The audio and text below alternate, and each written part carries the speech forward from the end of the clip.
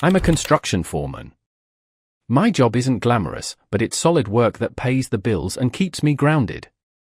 It's the kind of work that's straightforward, you put in the effort, and you see the results.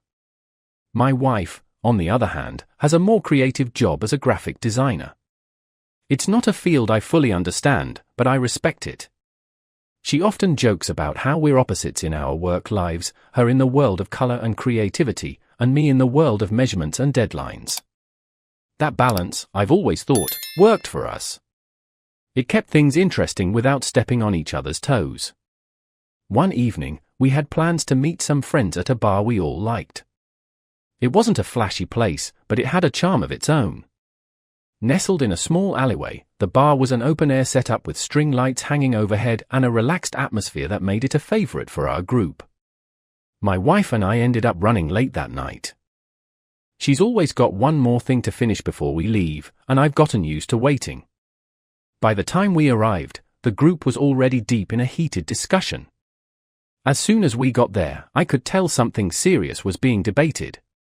I asked what was going on, and someone explained that one of our mutual friends, a woman I didn't know well but had seen around, had decided to try an open relationship. That sparked a strong debate within the group. The room seemed split between those who thought it was progressive and those who thought it was nonsense. Naturally, I had no problem stating my opinion. To me, the whole idea seemed ridiculous. I made it clear that I believed open relationships were just a fancy way to dress up infidelity. It didn't matter how anyone tried to justify it, sharing your partner with someone else was crossing a line in my book. Some people nodded in agreement, but others, including my wife, took a softer stance. She didn't outright defend the friend but suggested that people should be free to make their own choices without judgment. That irked me a little. It felt like she was trying to justify something I saw as fundamentally wrong. The conversation went back and forth for a while. Everyone had their say, and the mood shifted between serious and light-hearted.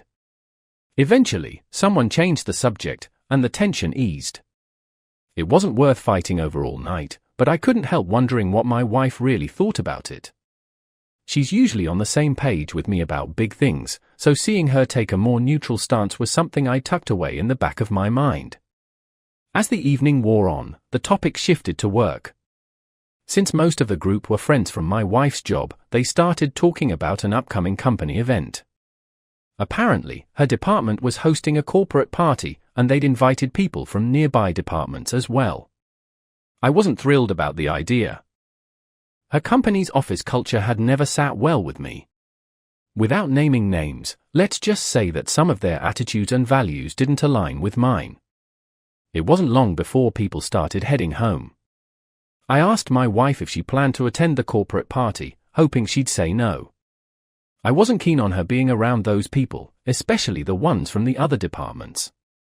I didn't trust them, and I've always been protective of her, maybe more than she'd like. She's independent, sure, but I've got my boundaries, and I don't think that's a bad thing. To my surprise, she said she wanted to go. She explained that she was excited to meet new people and learn more about the other teams. It'll be fun, she said. I didn't push back at the moment, but something about it didn't sit right with me. For now, I decided to let it go, but in the back of my mind, I knew this wasn't the end of the conversation. Later that evening, when we got home, I decided to bring up the earlier conversation from the bar. It wasn't something I could just let slide without asking about. As we settled in, I asked her why she defended that friend. Do you really think open relationships make any sense? Or do you think she's just trying to justify cheating? Maybe her boyfriend is too weak to stand up for himself, I said. I wasn't trying to pick a fight, but I wanted an honest answer. She looked at me calmly and shrugged. I wouldn't try it myself, she said, but it's not about us, is it? Some people live like that. If you hear about it so often, it must be popular in certain circles. Maybe it works for them. Her tone was neutral, almost dismissive, but her words didn't sit well with me. I'm not the type to overthink things, but I couldn't help wondering why she'd even entertain the idea as something valid. But don't get me wrong, she added quickly, probably noticing the look on my face. I'm not saying I agree with it. I'm just saying it's out there. And sure, it probably feels freeing for some people to have that kind of arrangement while still being close to someone. But again, that's not for me. Don't start overthinking this, okay? Her words were clear, but something about the way she spoke felt off. I couldn't put my finger on it, but I decided not to press further. Sometimes it's better to let things rest. All right, I said, leaning back on the couch. As long as you're not seriously considering it, I'm fine. It just seems like a messy way to live. I tried to push the topic out of my head, but it lingered in the background. I've always been straightforward, and the concept of complicating relationships like that didn't make sense to me.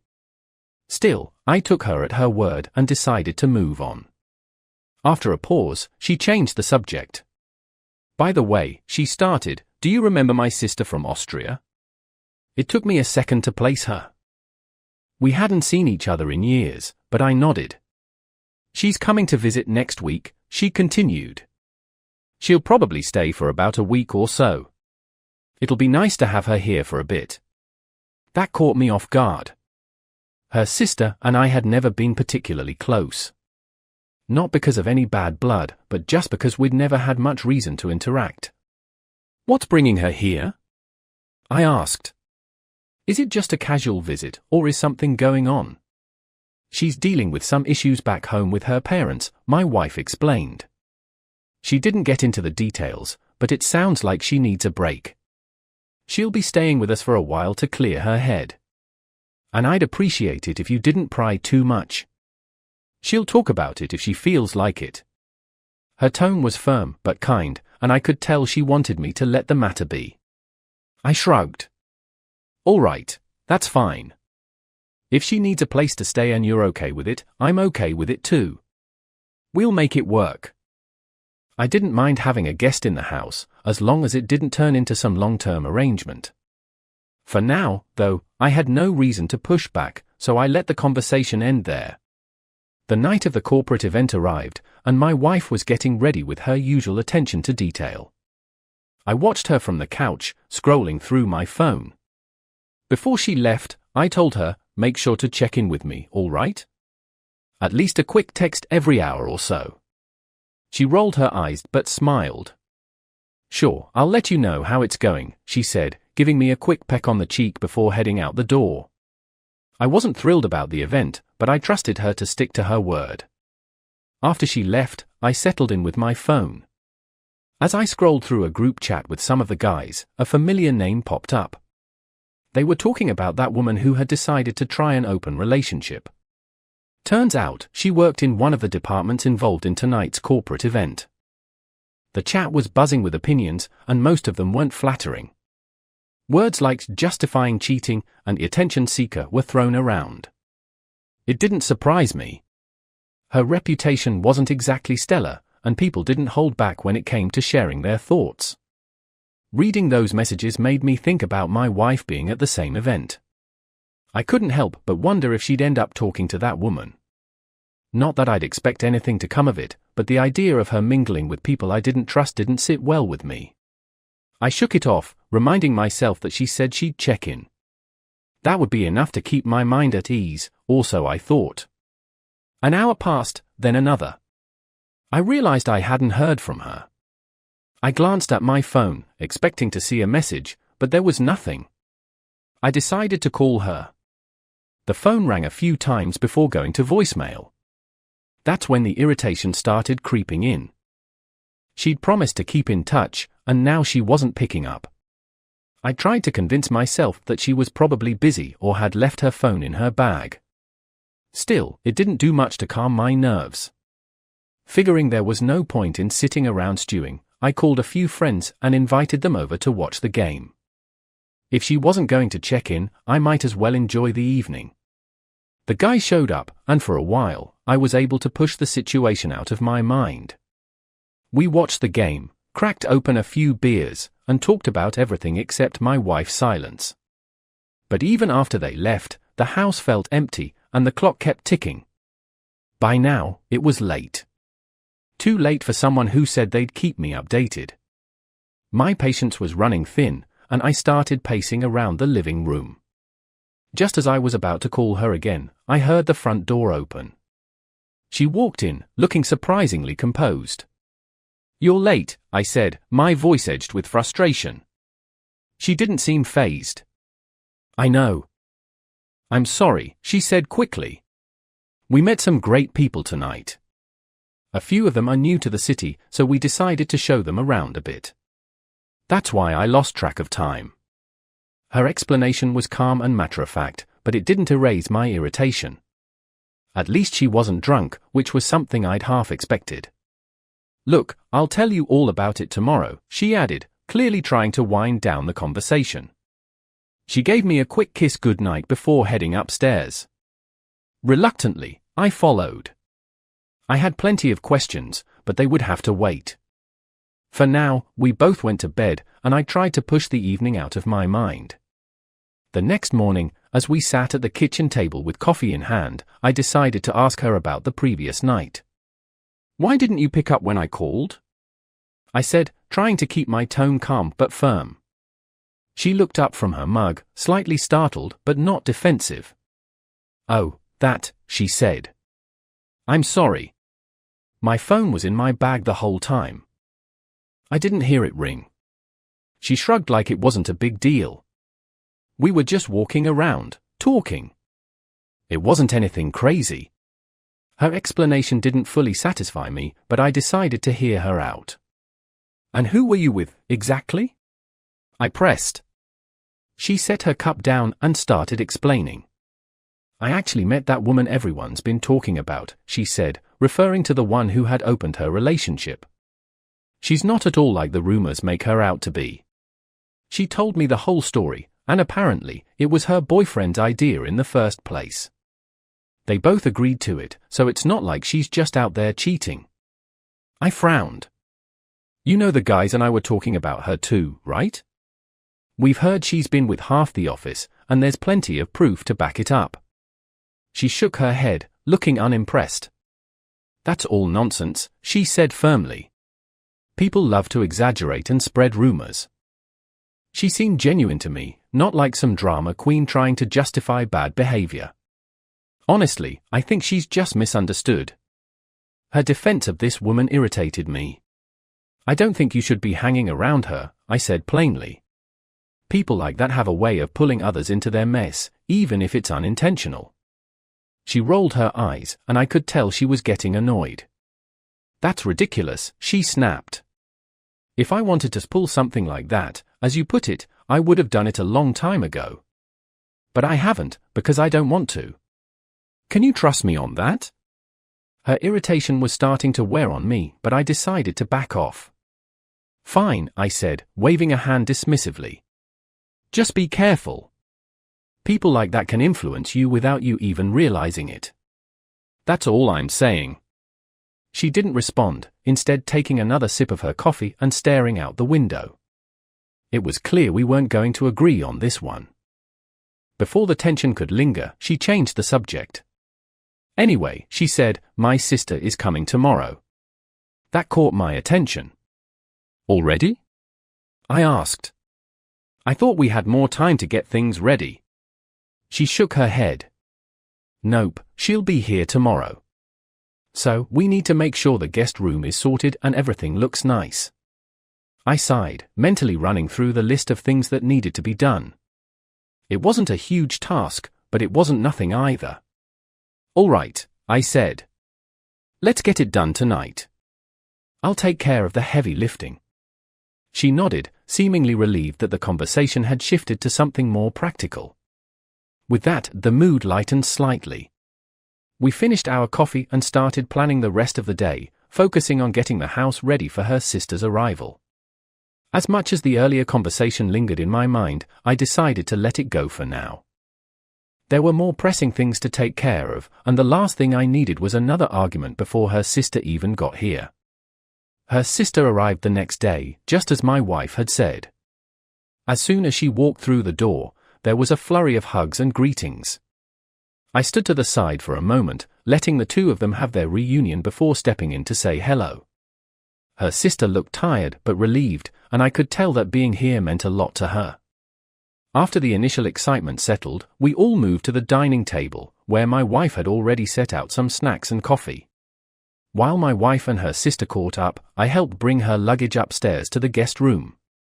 Once everything was set down, I asked her if she needed anything else. She shook her head and said, "No, this is perfect. Thank you." We started chatting casually as she unpacked, and that's when she brought it up herself. "I really appreciate you letting me stay here for a while," she said, her tone sincere. "It's been tough lately with my parents." I paused for a moment before replying. "If you don't mind me asking, what happened?" I figured that if she was opening the door to this topic, it wouldn't hurt to ask. She sighed, sitting down on the edge of the bed. "It's not a secret," she said. "I'm a lesbian. I came out to them recently, and they didn't take it well. Actually, they didn't take it at all. It turned into a massive argument, and things have been pretty bad ever since. I needed some space to clear my head, so I decided to come here." I nodded, taking it all in. "I'm sorry to hear that," I said. "But for what it's worth, you're welcome here for as long as you need. Family's supposed to have your back, even when they don't agree with everything." She smiled faintly and said, "Thanks. That means a lot." It wasn't much, but I could tell it helped to hear someone say it. When we came back downstairs, my wife was already making plans. "I was thinking," she said, "we could spend some time exploring the city. I have this new friend who knows all the best spots.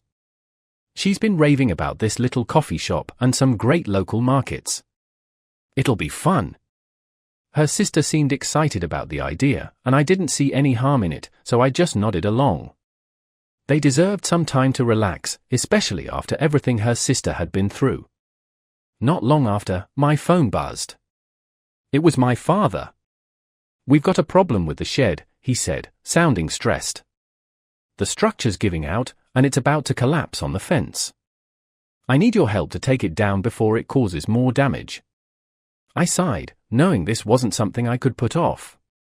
When my dad called for help, it was always urgent. I explained the situation to my wife and her sister. "Looks like I'll be heading out to help my dad," I said. "You two go ahead with your plans.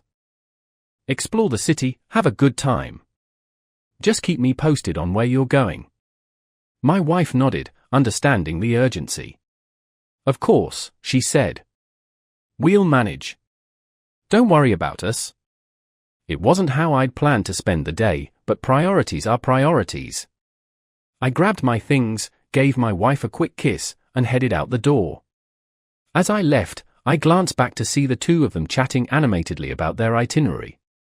It was good to see her sister smiling again, even if it meant I'd miss out on the day with them.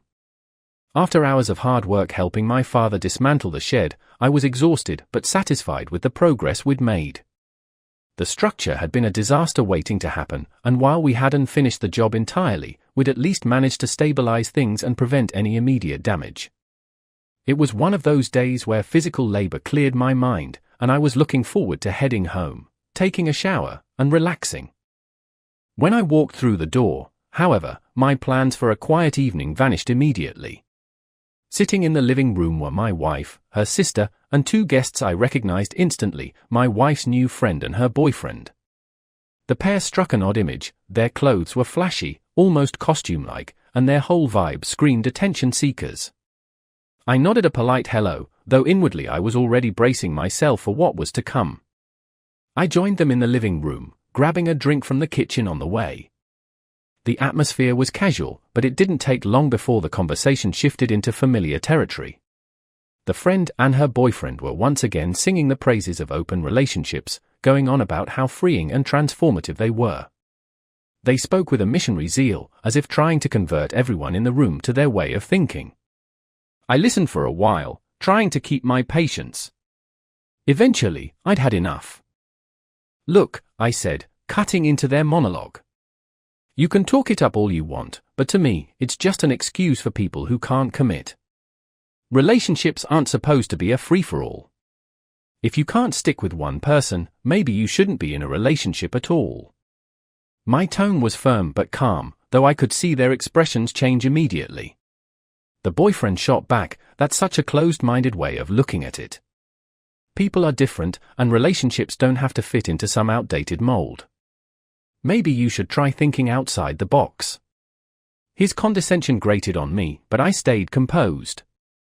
"Thinking outside the box doesn't mean throwing away basic respect and commitment," I replied. "If you want to live your life that way, fine, but don't act like it's some universal truth everyone else should follow." The argument escalated quickly from there. Voices were raised, points were repeated, and the tension in the room became unbearable. My wife and her sister tried to mediate, but it was clear that this wasn't going to end with anyone changing their minds. Eventually, the couple stood up, clearly frustrated. "Well, it's obvious you're not ready to have an open mind about this," the friend said, grabbing her bag. "Thanks for the evening, but we'll be going now." Her boyfriend followed suit, and just like that, they were gone. As the door closed behind them, I felt a mix of relief and lingering frustration. Before I could even sit down, my wife pulled me aside. "What was that?" she demanded, her voice low but sharp. "Why couldn't you just let it go? You didn't have to turn it into a fight." I looked at her, trying to keep my own temper in check. "I'm not going to sit here and listen to that nonsense without saying something," I said. "If they can't handle a different opinion, that's their problem, not mine." She sighed, clearly exasperated. "It's not about agreeing with them," she said. "It's about keeping the peace." Now they're upset, and honestly, I'm upset too. You can't just banish everyone who doesn't think exactly like you. Her words stung, but I stood my ground. "I'm not banishing anyone," I said. "But I am saying I don't want you hanging around people like that. They're a bad influence, and you know it. The company you keep matters, whether you like it or not." That was the last straw for her. "You don't get to dictate who I'm friends with," she snapped. "I don't tell you who you can or can't spend time with, so don't try to control me." With that, she stormed off to the bedroom, leaving me standing there in the living room. I took a deep breath, realizing there was no point in continuing the argument tonight. Eventually, I followed her upstairs. Neither of us said another word as we got ready for bed, and the silence hung heavy between us as we turned out the lights and went to sleep. The morning started unusually quiet. When I woke up, the house was empty, which wasn't something I was used to. Normally, there was some movement, some noise from the kitchen, or at least a light on in the living room. Instead, I found only a note from my wife. It was short and to the point: "We went to the mall. Be back later." The "we" obviously referred to her and her sister. I shrugged it off initially. It wasn't strange for them to spend time together, especially since her sister was visiting. As the hours passed, I waited for them to come back. When they finally arrived, it didn't take long to notice something was off. Her sister looked visibly upset. She wasn't crying or making a scene, but her mood was unmistakably low. I asked her if everything was all right, but she just waved me off with a faint smile and a mumbled "I'm fine." That might have been enough to convince someone else, but not me. Something was bothering her, and she wasn't saying what. This pattern repeated itself over the next few days. They would leave together, always giving vague explanations about where they were going, and return hours later. Every time, her sister's demeanor seemed worse. She became quieter, more withdrawn. I tried asking her again, but she gave me the same dismissive response. "Nothing," she'd say, avoiding eye contact. My wife, on the other hand, acted like nothing was out of the ordinary. If anything, she seemed more animated than usual, chatting away about their outings as if nothing was wrong. By the fourth day, my patience was wearing thin. I'm not the kind of guy to jump to conclusions or get paranoid, but there was something undeniably strange about the whole situation. I couldn't shake the feeling that they were hiding something from me. It wasn't just her sister's behavior, it was the evasive way my wife avoided giving me straight answers about their plans. Every explanation felt rehearsed, like she'd prepared just enough to keep me from asking more questions. I started paying closer attention to their movements, hoping to pick up on anything that might explain what was going on. Each time they left the house, I'd ask casual questions about where they were going and what they planned to do. My wife would answer quickly and confidently, but her sister's silence spoke volumes. It was clear she wasn't comfortable, but I couldn't tell if it was because of me or something else entirely. On the 5th day, after another round of vague excuses and a particularly tense return home, I decided I'd had enough. There was only one way to get to the bottom of this. I needed answers, and I wasn't going to get them by asking directly. My wife's laptop seemed like the most logical place to start. She used it for everything, from work to personal messages, so if there was anything to find, it would be there. Of course, I wasn't about to do something like that while she was around. It would have to wait until she left for work. She usually took her phone with her, but the laptop stayed at home most of the time. That gave me a window of opportunity. I didn't feel great about the idea of snooping, but the constant secrecy was getting to me. I needed to know what was going on, and if this was the only way to find out, so be it. By the time the day ended, I had a plan. I'd wait for her to leave in the morning, make sure her sister was occupied, and then check the laptop. If there was nothing, I'd drop it and move on. But if there was something, at least I'd finally have some clarity. For now, all I could do was wait and hope that whatever I found wouldn't make things worse. The morning started quietly. My wife had already left for work, and her sister was still asleep upstairs. It was the perfect moment to put my plan into action. I sat at the dining table, opened her laptop, and steeled myself for what I might find. I wasn't proud of resorting to this, but the constant secrecy had left me with no choice. I navigated to her messaging app and started scrolling through her recent conversations. At first, there was nothing out of the ordinary: work messages, a few casual chats with friends. But then I found the thread with her new friend. My gut told me to focus there, and within moments, I knew I'd struck something significant. Their conversation was casual at first, filled with emojis and light banter, but the tone shifted quickly. They were discussing open relationships again, and my wife was more enthusiastic than I'd expected. It's such a freeing concept, she'd written. Honestly, I think it's something every couple should consider. As I read further, my stomach tightened. She had written that she'd met someone. It's nothing serious, she'd said, but it feels amazing to have that kind of freedom. She went on to say that she planned to talk to me about opening our marriage that very evening. My pulse quickened. This wasn't just a passing thought or a hypothetical conversation. She was serious, and she'd already crossed a line without saying a word to me. What angered me even more was the way they talked about her sister. Between discussing their so-called freedom, they made jokes at her expense. "She's so uptight," one message read. "I don't know how she'll ever survive without loosening up a bit." Another comment implied that her sister's issues with their parents were somehow her own fault. Reading those messages made my blood boil. Here was someone who had come to us for support, and instead of standing by her, my wife had been mocking her behind her back. I closed the laptop, my mind racing.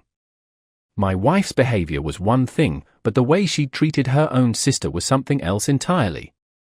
It explained so much about why her sister had been so withdrawn lately. She'd already faced rejection from their parents, and now she had to deal with this kind of treatment under our roof. I couldn't let it slide. I went upstairs and gently knocked on her sister's door. When she opened it, she looked groggy but managed a faint smile. "Can we talk for a minute?" I asked. She nodded and sat down on the edge of the bed. I didn't beat around the bush. "Is this about why you've been upset lately?" I asked. "Is it because of what's been said behind your back?" Her eyes widened, and for a moment, she looked like she might deny it. But then she sighed and nodded. "It's not just that," she said quietly. "I felt like I don't matter for a long time. First with our parents, and now even here. I thought coming here would be different, but," she trailed off, looking away. Her words hit me hard. This wasn't just about the messages, it was about a deeper sense of alienation and neglect. I decided to tell her everything. I explained what I'd found, sparing no details. Her expression shifted from hurt to anger as I spoke. When I finished, I proposed an idea. If she wants an open marriage, I said, let's give her one. But on our terms. I laid out a plan that would make her see the consequences of her choices. To my surprise, her sister didn't hesitate. If that's what it takes to make her understand, I'm in, she said. Her resolve was clear, and for the first time in days, she looked like she had some fight left in her. We talked late into the morning, hashing out the details over coffee and, eventually, a couple of drinks. By the time we were done, we had a plan, and her sister seemed more at ease. I didn't know how this would play out, but one thing was certain, things were about to change in this house, and not on my wife's terms. It was early evening when I heard the sound of the front door slamming shut. My wife's voice echoed through the house before I even saw her. "We need to talk," she shouted, her tone sharp and commanding. I stayed where I was, upstairs in the bedroom, taking my time to respond. "Come up if you want to talk," I called back, my voice calm but deliberate. There was no urgency in my tone, and I knew that would only fuel her temper further. The sound of her heels clacking against the stairs filled the silence as she stormed up to the bedroom. Her determination was written all over her face when she appeared in the doorway. "I've made a decision," she began without preamble, her hands on her hips. "We're opening our marriage, and that's final. I'm tired of living by these outdated rules. I'm a strong, independent woman, and I refuse to be held back any longer." She spoke with the confidence of someone who expected no resistance. "Oh, is that right?" I said, my tone still even, as I leaned back against the headboard. "Why don't you come in and we can discuss it properly?" There was no hint of agitation in my voice, and I knew she wouldn't immediately catch on to the trap she was walking into. She stepped fully into the room, clearly ready to launch into another monologue, when her eyes landed on the scene before her. Her sister was kneeling in front of me, clearly engaged in something intimate. Her face twisted in disbelief, and for a moment, she was too stunned to speak. Then the reality hit her, and the explosion came. "What the hell is this?" she screamed, her voice breaking. Her shock quickly turned into fury as she pointed an accusing finger at me. "How dare you? How could you do this to me?" I didn't move from my spot. "You wanted an open marriage," I said calmly, meeting her gaze without flinching. "This is what it looks like. Or did you think it was only going to go one way? That you could have your freedom while I stayed here waiting for you?" My words were measured, deliberate, and each one seemed to push her closer to the edge. "This isn't what I meant," she yelled, her voice cracking. "You're disgusting. An open marriage doesn't mean you can just..." She gestured wildly toward her sister, unable to finish the sentence. "This is betrayal. Absolute betrayal."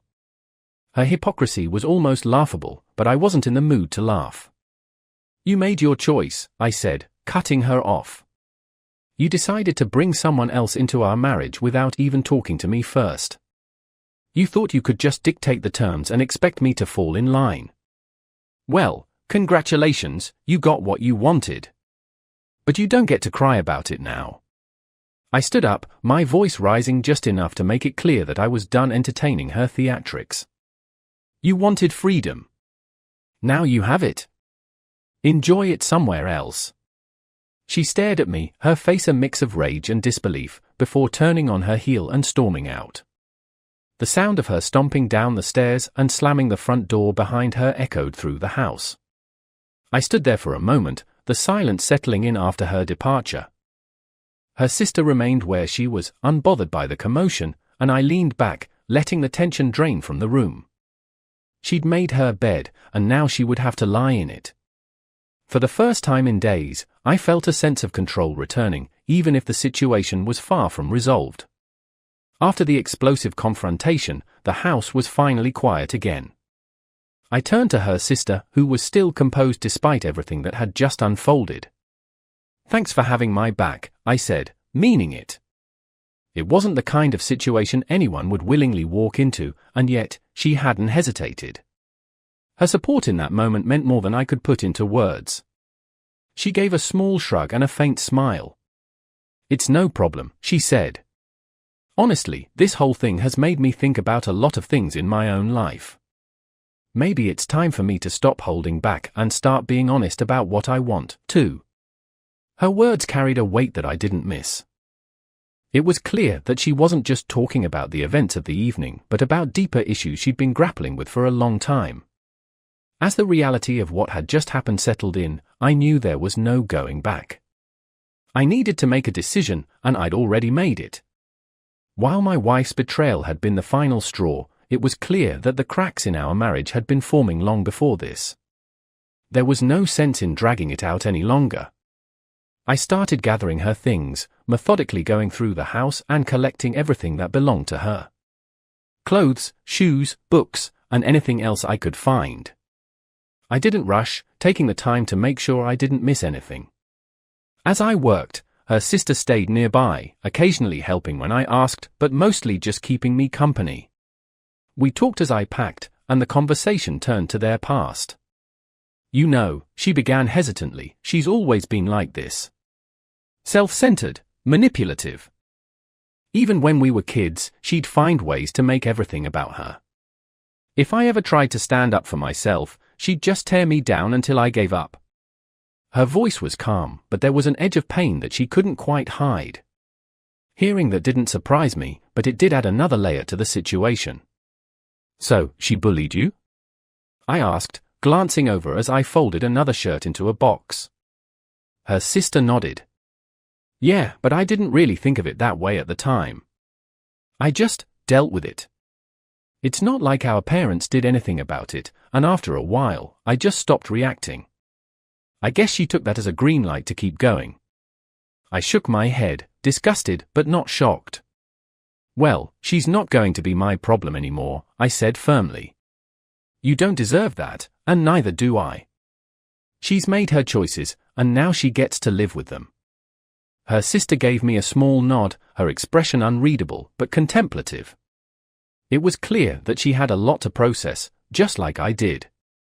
By the time I finished packing, there were several bags and boxes stacked neatly by the door. Each one felt like a small weight lifted off my shoulders. I took a deep breath, stepping back to look at the pile. It was a tangible reminder that I was taking control of the situation, that I wasn't going to let her dictate the terms of my life any longer.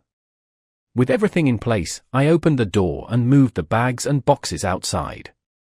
I didn't feel anger anymore, just a sense of resolution. She'd made her decisions, and now she would have to face the consequences of them. Once the last box was set down by the door, I turned and walked back inside, closing the door behind me. For the first time in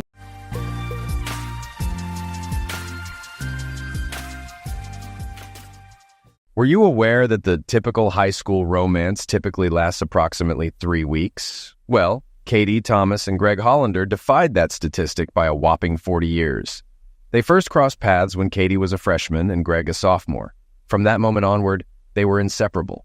Indeed, theirs was a genuine, almost mythical love that endured the trials of time and remained untainted. Interestingly, Kat and I were married for roughly 30 of those years. At the time, I believed our happiness to be genuine. Our marriage brought satisfaction, and the birth of our daughter Joan only deepened our bond. Generally speaking, during those years, I felt content. Allow me to introduce someone who can fill you in on this significant development. I'm Thomas Marsh, and Katie has been my devoted wife for nearly 3 decades.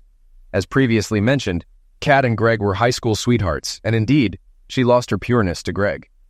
It's a known fact that most high school romances come to an end eventually. However, in their case, it seemed more like a temporary hiatus. Since Greg was a year ahead of Katie in school, he aimed to amass wealth after graduation to marry her. This was a narrative my wife often shared throughout our marriage.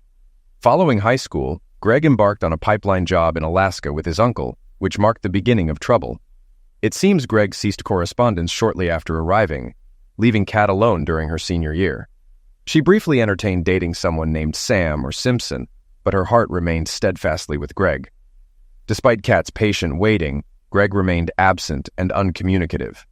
Evidently, Greg found fulfillment in pipeline work and adopted a somewhat nomadic lifestyle, convinced that his beloved Kathy was still waiting for him to become affluent and sweep her off her feet upon his return. However, reality painted a different picture. Life moves forward as usual, and nothing remains static. This was true for Katie, who pursued higher education, earned her degree, and crossed paths with me at a party when she was 24. Though I was a bit older at 29, we complemented each other well. I fell for her instantly and believed she felt the same about me. Our marriage was typical, except for a minor hiccup.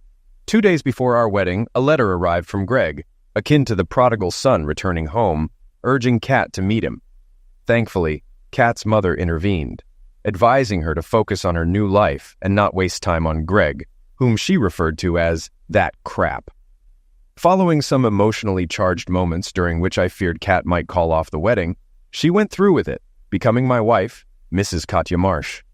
By the time Greg surfaced, we were already on our honeymoon, and in his despair, he apparently enlisted in the Marines. After our honeymoon, we settled into our new routines, with Kat working as a nurse and myself as an insurance adjuster for a major company. While my marriage remained strong, there was one recurring issue. Greg began texting Katie, and she responded willingly. When I questioned the necessity of this, she became defensive, insisting he was just an old friend who needed support, being single and in the Marines, and she was merely writing to uplift his spirits. I cannot claim ignorance since I was well aware of his consistent correspondence with her and equally aware of her reciprocal letters. Despite efforts from both her family and myself, she persisted until news arrived that he had married someone at his station, putting an end to their communication and restoring my peace of mind. Over the next 3 years, she received just 3 Christmas cards from Greg, and that was the extent of it. During this pause in communication with Greg, our daughter Joan was born. With our newborn in tow, Kathy and I joined forces and diligently worked to build a home and farm to provide Joan with a good life. Those were indeed good days, and we worked together harmoniously to nurture and raise our child. However, as is often the case, a disruption arose. One day, Katie received a letter from Greg. Though she never discussed it, I observed our stamp consumption increasing, leading me to conclude she had resumed correspondence with him. Despite this, I chose to overlook it, considering his duty to protect democracy while I ensured my family's well-being. If they chose to write to each other, I deemed it their business, regardless of my sentiments. Eventually, Kat began sharing with me some tidbits she had gleaned from Greg. He had divorced his first wife, but remarried. He had seen combat and was apparently highly decorated. While I listened with only partial attention, Katie spoke with pride about her former Marine. I gently corrected her, reminding her he preferred to be called a Marine, not a soldier. Katie chuckled sweetly and remarked that she should be cautious. Witnessing her discuss him saddened me, yet I held out hope that someday she would move on and focus on our family. Unfortunately, that day never came. Greg had served in the Marines for 30 years, experienced 3 marriages and divorces, and garnered enough medals to rival General Patton. I realized with dismay that while Greg had become more charming to my wife over the years, I had simply grown older and more predictable. My only solace was the hope that Greg, upon discharge, would settle far from us. Regrettably, that was not the case, and here we are now. Our daughter Joan is now a grown woman, married to a wonderful man named Frank Campbell.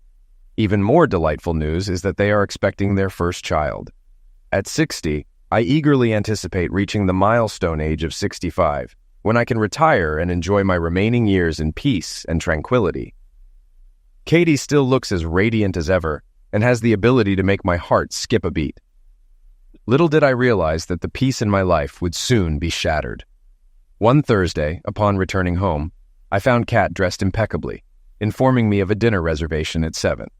Initially perplexed, I searched my memory for any forgotten anniversary or birthday, only to realize that was not the case. So I went along with it, heading to our bedroom to freshen up and attempt to match Kat's elegance. Dinner was fantastic, and the restaurant was crowded, leading me to suspect Kat had more on her mind than just enjoying the food. As we reached the end of our meal, I turned to her and said, "All right, now you can tell me. I'm in a good mood and won't cause a scene." One of my idiosyncrasies is that I never lose my temper in public.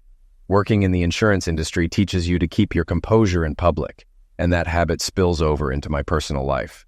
Kat understood this about me. Over the years, whenever she had something potentially upsetting to share, she'd choose a public setting to break the news. Tonight, I sensed something was off just by looking at her face. After 30 years together, you become adept at reading your partner. I had a sense of foreboding tonight, convinced it would ruin my evening. Finally, with apprehension, she delivered the news. Tom, I think you should know that Greg is back. I suddenly felt queasy, but I knew it wasn't the food's fault. I stared at her, waiting for more information, but Kat just looked at me thoughtfully. Finally, I broke the awkward silence. When you say back, do you mean he's back from vacation? She shook her head and said very quietly, No, Tom, he's not on vacation. He was discharged from the army and bought a house 2 streets away from us. With that, my panic level began to rise, and I quickly interrupted. And he's going to live there with his, what, 3rd wife? And again, she said quietly, No, he got divorced again, but this time he had to lose part of his pension because of her. I tried to suppress my anger, but I couldn't help muttering, Crap, it's just too much. Some nearby diners looked at me in surprise. My swearing wasn't because Greg had lost part of his pension to his ex, but because he'd moved closer to us, and I needed to understand his motivation for doing so. I became more assertive. Katie, you haven't met Greg, have you? The expression on her face answered my question. She didn't even respond when I asked my next question. When and how did this happen, Katie? She also looked a little down when she answered. Yesterday he stopped by our house to tell me that we are now neighbors. My heart was racing, and I continued the interrogation, very afraid of what I might find out. Did you sleep with him, Kat? Once again, her expression told me everything before she confessed. I did it, Tom, but it's not what you think. I peered into her eyes and almost growled. I believe, Kat, that my faithful wife slept with someone other than her husband. Now explain to me why this isn't what I think it is. I did it because he needed me, Tom. When he approached me, he seemed so lost. He's struggling with anxiety or something about a divorce, and he needed me desperately, so I tried to help him. I love you, Tom, but I realize I still love Greg, too. So there it was. My wife had slept with Greg, and he used PTSD and divorce as his way back into Kat's heart and her bed. I stared her down and spoke as firmly as ever in our marriage. All right, Kat, the damage is done. We can work through this and reclaim our lives, but you can't sleep with him again. Do you understand? She looked at me tearfully and said quietly but firmly, I can't promise that, Tom. I love him, and he needs me more than you. It was shocking to hear those words from her, but a public restaurant wasn't the place for our private turmoil. I signaled the waiter for the bill. 10 minutes later, we were in the car heading home when I pressed the issue again. Kat, how can you be with him knowing you have a husband? Have you forgotten the vows we made almost 30 years ago? Remember forsaking all others? She began openly crying, and between sobs confessed, I'm sorry, Tom, but he needs me, and we found each other again. I can't bear the thought of losing him or you. I was at a loss for what to say or do to make her let him go. With a hint of frustration in my voice, I exclaimed, Well, what then? Shall we take turns having days off? He gets you for New Year's, and I get you for Christmas. Stop it, Kat. You can't have 2 men. She stopped crying and gazed at me with a peculiar look. How about a break, Tom? Now it was my turn to feel embarrassed. What are you suggesting, Kat? She changed the subject. Listen, Tom, remember about 18 years ago when you took a year off to pursue your master's degree? You did what needed to be done, and then returned to your job, and everything was fine. I shook my head irritably. Kat, how can you compare me getting a degree that benefited the family and the company with your involvement with this guy, which only benefits the 2 of you at this point? I pulled into the driveway and turned off the engine. Kat reached out and touched my face lovingly, making her plea. Tom, I missed my last year of high school with Greg, and if I had that year, we might not be facing this situation tonight. Give me this year and we'll get rid of Greg, and I promise to be the best wife to you. I need this time, Tom, please. I experienced a mix of emotions, sadness, hurt, shock, and depression. The urge to grab Katie's neck and squeeze until her eyes dimmed surged within me. However, I recalled stories about prison and how coup husbands forfeited their freedom and property in fits of rage. I stated, All right, Kat, if this is truly what you desire, feel free to proceed. But it's crucial to note, don't expect my approval. And let me be clear, I don't wish to see or hear from you in any capacity for the entire year. Understand? Also, be aware that in a year, you may have no one to return to. I hoped that the strict conditions I set for her vacation might dampen her enthusiasm, but it seemed futile. She appeared deaf to my words after agreeing. After kissing my cheek, she expressed gratitude and assured me that I wouldn't regret it. I shook my head and conveyed that it was too late, and I already regretted it. That night, she desired closeness, but I chose to ignore her. The mere thought of her with Greg made me feel nauseous, and I couldn't bear physical closeness. As we prepared for bed, I grabbed a pillow and informed her I would sleep in the guest room. I noticed this deeply hurt her, and part of me was glad, hoping she might reconsider her plans. The following morning, I woke up hoping that last night was merely an aberration and that Kat would have a change of heart in the daylight. I was mistaken. Upon entering the kitchen, I found her preparing breakfast, looking as if she just won the lottery. She smiled at me and gestured towards the calendar hanging on our wall. I couldn't help but notice that today's date, June 6th, was encircled by a thick black line.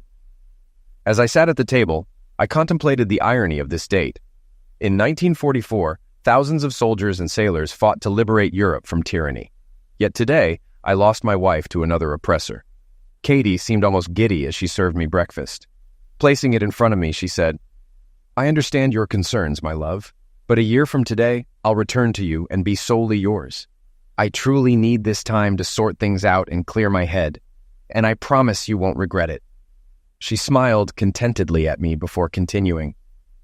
"I called Greg this morning while you were still asleep and informed him about your permission for my vacation. He'll pick me up in an hour." With every word she spoke, my heart sank, but I felt compelled to give her another chance. "Kat, you don't have to go through with this. I implore you to take more time to reconsider. You can't be certain that in a year you'll be free from him. Focus on freeing yourself from his hold and working on repairing our marriage. I ask you not to risk destroying what we have." She grinned at me with an air of superiority and spoke gently. "Tom, I appreciate the love you've shown by granting me this time. Trust me, I know what I'm doing. Our marriage will be even stronger when I return. Now I need to finish packing, honey, so finish your breakfast." With that, she exited the kitchen, effectively signaling her departure from our marriage. Despite the tasteless meal, I finished eating and proceeded to get dressed. Entering our bedroom, I observed Kat's 3 large suitcases packed with her belongings. She smiled at me affectionately and remarked, "I think I have everything I need. Please take these bags to the porch for Greg." I stared at her blankly before responding, "No." Her expression shifted to surprise at my refusal. Continuing with my negative response, I added, "Listen, if you're determined to destroy 30 years of marriage, you and that idiot can carry your bags together. I won't assist you in this foolish endeavor. Is that clear?" Kat appeared on the verge of tears before retorting irritably, "He's not an idiot. Greg is a wonderful man and a hero who served our country. He's done more than you ever have." I turned away, muttering, "Yes, he's received medals while I've spent 5 days a week working to provide for you and our daughter. You may be right." But it was meaningless. Katie hauled all her luggage downstairs to the driveway, shooting me disdainful looks with each bag she took. Shortly after, a car arrived at our house, and a man whom I presumed was Greg began loading her belongings from our porch. Katie shouted to him that she would be right there before returning to bid me farewell. We stood awkwardly facing each other, and I broke the silence first. "If you're truly going through with this foolish plan, remember the terms. I don't want any contact for the entire year." I could see it was starting to sink in for her as she meekly replied, "I understand, Tom, but everything will work out. You'll see. Remember that you agreed to give me this year." She waited for my response, but I remained silent. Finally, with a more perplexed expression, she said quietly, "I really love you." She leaned in for a kiss, but I turned away at the last moment, so she settled for touching my cheek. Hastily, I stated, "I can't kiss you knowing you're going to him." Tears streaming down her face, she dashed out of the house and into his arms. Standing at the front door, I watched her embrace him passionately, feeling rage surge within me. 2 minutes later, my driveway stood empty, mirroring the emptiness in my heart, as I truly realized my wife was now another man's partner. I called in sick to work that morning and promptly went to the hardware store to purchase new locks. Spending the entire morning, I replaced the locks on the house and updated the security codes on the alarm system. Fortunately, it kept me busy and diverted my thoughts from Katie. However, once I finished, the sadness returned, crashing over me like a wave on the shore. Then I resorted to what many would do in such a situation. I turned off our home phone and began heavily drinking. Though intended as a search for relief from the pain of losing Katie, it proved futile.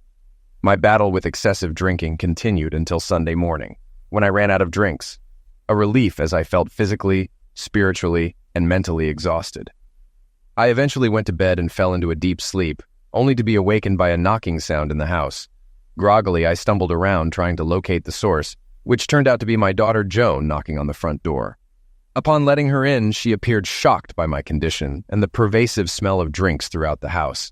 Her initial words were, "What's going on, Dad?"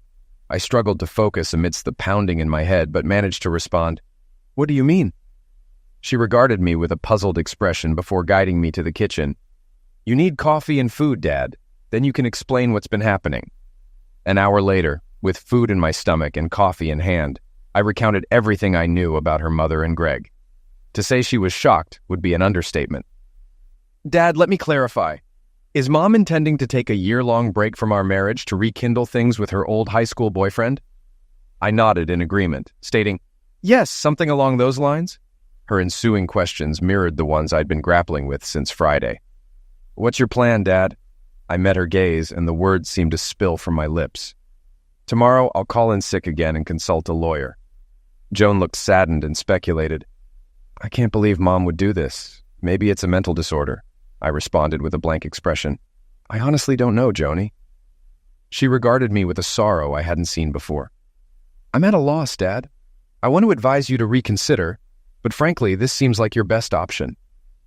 Joan stayed with me for a few more hours, even preparing dinner for later. As she departed, she kissed me once more and expressed her apologies. Before she left, I inquired, "Why did you come here today?" She looked into my eyes. "Mom called and asked me to check on you, but she didn't explain why or where she was." I nodded, feigning comprehension. "All right, thanks, and drive safely, dear." I felt quite ill on Monday and also had a meeting with a lawyer. My instincts about Katie were spot on. Even though the divorce tilted in my favor due to my spouse's resistance preventing her from claiming half of my pension, other shared assets remained unresolved. Now I'm certain that taking a break from Katie could present an opportunity to settle those assets. The subsequent 3 weeks passed swiftly, and I was surprised by how easily I adapted to solitude. On the positive side, I felt a burden lifted, no longer responsible for another person. However, the downside was waking up and going to bed alone. I didn't hear from Katie until mid-July. One Saturday, I visited Flynn's, an upscale tavern in our city, where I sat at the bar as they entered, holding hands like infatuated teenagers. Their passion for each other was palpable, oblivious to my presence. Observing them closely, I noted Greg's muscular and moderately attractive demeanor, understanding Katie's attraction. Yet, he seemed to exert control over her while she willingly complied with his desires. He spoke, and she listened, focusing on his words as she rose to head to the restroom. Eventually, spotting me at the bar, she offered a timid smile. Upon exiting the restroom, she approached me hesitantly. "Hello, Tom. How are you?" Despite the urge to dismiss her, I maintained decorum and replied, "Oh, as good as one can be when their spouse of 30 years up and leaves for some pervert. What can I do for you?" My sarcastic remarks seemed to confuse her, but she stood her ground. "Tom, I need to get into our house. I left some personal items there, but my key didn't work when I tried to enter the other day." I continued to smile and responded in a friendly tone. "Well, Kat, it shouldn't surprise you that your key doesn't work in my house since you don't live there anymore." She stood there, looking at me with a puzzled expression before I spoke again. "I think you better get back to your boyfriend before he gets worried." Tears welled up in her eyes as she turned and walked away, and I returned to the more pressing matter of finishing my drink. 2 minutes later, I felt a rough hand on my shoulder as I was spun around in my chair to face a very annoyed Greg. "Hey, idiot! You made my woman cry and I don't like it!" I felt like he was gearing up to slap me, and my heart raced as I realized he could overpower me before help arrived. Summoning more conviction than I felt, I went on the offensive. "You're talking about my wife, not your woman, and since you stole her, you have no say in our affairs. Smack me if you want, but consider the consequences with the cops." I could see the wheels turning in his head, knowing Greg wasn't the sharpest tool in the shed, but it spurred me to continue my verbal assault. "Now you've got 2 options. 1, smack me and spend time in prison. Or 2, get out of my sight and sit your foolish self down." My heart pounded wildly, and some part of my brain screamed, "Why resist?" But I maintained a facade of bravery as Greg pondered his choices. Fortunately, at that moment, the manager intervened, asking about the commotion. Greg glared at him before grumbling, "No problem," and retreating slowly toward Katie. 5 minutes later, they settled the bill and left. Driving home that evening, I pondered what personal items Katie wanted from the house and resolved to find out. I spent about 3 hours fruitlessly searching until I uncovered boxes beneath her bureau. Underneath them lay letters from Greg addressed to Katie. As I read them, it became clear to me that this affair with Greg had been in the works for years. One letter, dated 5 years earlier, read, "It's comforting to know you still miss me. When I return, we'll be together. You'll have to find a way to rid yourself of your weak husband." Reading through them all felt akin to flipping through a cheap novel. Many detailed his plans concerning Kat, or reminisced about their high school days. By the time I finished, life sans Kat had become noticeably simpler. I didn't hear from Kat until September 1st, my birthday. Upon returning home from work that day, I found a covered dish and a birthday card on the porch. Bringing them inside, I discovered she had prepared my favorite stew. The card wished me a happy birthday, with a note inside reading, "Tom, I know we're not supposed to communicate, but I couldn't ignore your birthday. I dream about us every night, and I know that by the end of this year, I will be yours, and he will be gone. Please never stop loving me or abandon us." Kat, my daughter Joan, had been keeping a close eye on me since Kat's departure and called me on my birthday. After some small talk, she finally revealed the real reason for the call. "Dad, you know my due date is in 3 weeks, right? How could I forget the birth of my first grandson? Yes, I know, honey. You and Frank must be worried."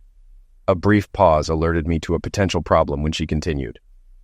"Dad, Frank and I had dinner with Mom and Greg. Mom wants to be there when my baby is born, and she wants Greg to be with her. I know you and Mom agreed not to communicate for a year, but could you make an exception for me just this once, please?" Learning that Joan and her husband had dined with them surprised me, but I wouldn't spoil the birth of her first child. "All right, Joan, she can come, and she can bring him if necessary," Joan promptly corrected me. "Dad, stop with the name-calling. He's not such a bad guy, and he makes Mom happy. I haven't seen her this joyful in years." I was stunned. Then anger surged through me as I retorted, "Your grandmother called him names years ago. Nothing has changed. First, you're all dining together, now you're defending him? I don't know what he's up to, but he's slowly tearing my family away from me. Just out of curiosity, when are you going to start calling him Dad?" She spoke quickly, regret evident in her voice. "Dad, I'm so sorry. I didn't mean it like that. I can imagine how you feel, and I'm truly sorry." I interrupted her apology and said coldly, "It's okay. Forget about it. Listen, I have something in the oven I need to attend to. Behave." She said she loved me and hung up. It was probably then that I realized my life would never be the same, and it was time to resist. Firstly, I began liquidating my assets to reduce my net worth. Secondly, I shed my fear and re-entered the world. The next days were stressful. First, I received legal advice on asset management from my lawyer. Then, I obtained self-defense insurance in the form of a stun weapon, prepared for any altercation with Greg. Thirdly, I booked a trip to Vegas in October. And fourthly, I sought companionship online, hoping to find a woman my age seeking a stable, long-term relationship. Regarding my possessions, I have the option to utilize them or bestow them to others. Since my spouse doesn't reside with me, it appears to be my responsibility to decide how to divide our belongings. What intrigued me about the situation is the significant flexibility it granted me in shaping my future plans. During Joan's childbirth, I was at my workplace, and my secretary answered the phone. It was her husband, Frank, bursting with joy to inform me that I had become a grandfather. I extended my congratulations and promptly made my way to the hospital. Upon arrival, I located Joan's room and headed straight there. Approaching the door, I overheard her conversation with Katie. "Mom, what you and Dad are doing seems utterly pointless. Do you truly want to lose him to Greg?" Katie's voice was reassuring. "Don't fret, Joan, I won't lose your father. His love for me is too strong for him to ever leave. Besides, what I share with Greg now is incredible. It's difficult to articulate, but every day feels like high school, only better now that we can be together physically. He treats me like I'm his princess, and he sweeps me off my feet every night. I've never experienced such incredible closeness in my life. I'll genuinely miss this when I go back to your father." Joan's voice dripped with disdain. "Mom, I don't want to hear about your bed life with Greg. I acknowledge he's an exceptional man, and you two seem perfectly matched. But I want my child to have grandparents who are together, not separated or arguing. Please, Mom, You need to return to Dad, and you'd better do it before it's too late. He might be dull and predictable, and definitely not in the same league as Greg, but Dad will always be there for you. Greg is undoubtedly a catch, but all ships sail eventually. On the contrary, Dad is a steady presence. He won't abandon you if you do everything right. If necessary, beg him on your knees, but convince him to take you back. There was a brief silence before Joan fervently pleaded, "Mom, don't wait too long, or you might lose him." Kat's voice betrayed her misguidedness once again. "You don't need to worry about your father and me. When I'm done with Greg, he'll welcome me back with open arms." Joan's voice held a heavy dose of skepticism. "I understand you think you know Dad, but I've seen and spoken to him, and he's changing, and not for the better, it seems. He appears bitter and more distant since you left. Are you really willing to risk our good 30-year marriage for your high school sweetheart?" Having heard enough, I seized the opportunity to enter the room and exclaimed with a forced smile, "Hey, Mom, congratulations on your new son. You two must be thrilled." I went over and embraced Joan, pointedly ignoring Katie. It was immature of me, but it seemed easier at that moment. Katie shot me a dirty look, but Joan beamed as she asked, "Have you seen him yet, Dad?" I shook my head. "No, sweetie. I just came to check on you." Eventually, tired of the insults, Katie intervened in a less than friendly tone. "Hello, Tom. How are you?" I glanced at her for a moment, then redirected my focus to Joan, inquiring about the birth and the baby's name. At the mention of the name, Joan's face lit up, and she exclaimed happily, "Frank and I both agree we want to name our baby Thomas after you, Dad." At this, Katie solemnly excused herself, stating she was going to see the baby. Once she left, I took Joan's hands and spoke in a serious tone. "Joan, you know your mom and I probably won't reconcile." I could see my words hit her hard. "No, Dad, I don't believe that. She'll come to her senses soon and come back home." My eyes welled up as I continued. "Baby, I now realize I was never enough for your mother. Something will happen soon." Shock and disbelief crossed her face. "What?" I smiled sadly. "In the near future, I'll begin divorce proceedings, after I sort a few things out." Tears filled her eyes as she spoke. "Oh, Dad, I told Mom she should plead for you to return, but it's too late now, isn't it?" I nodded in agreement. "Yes, I won't be able to reconcile with her.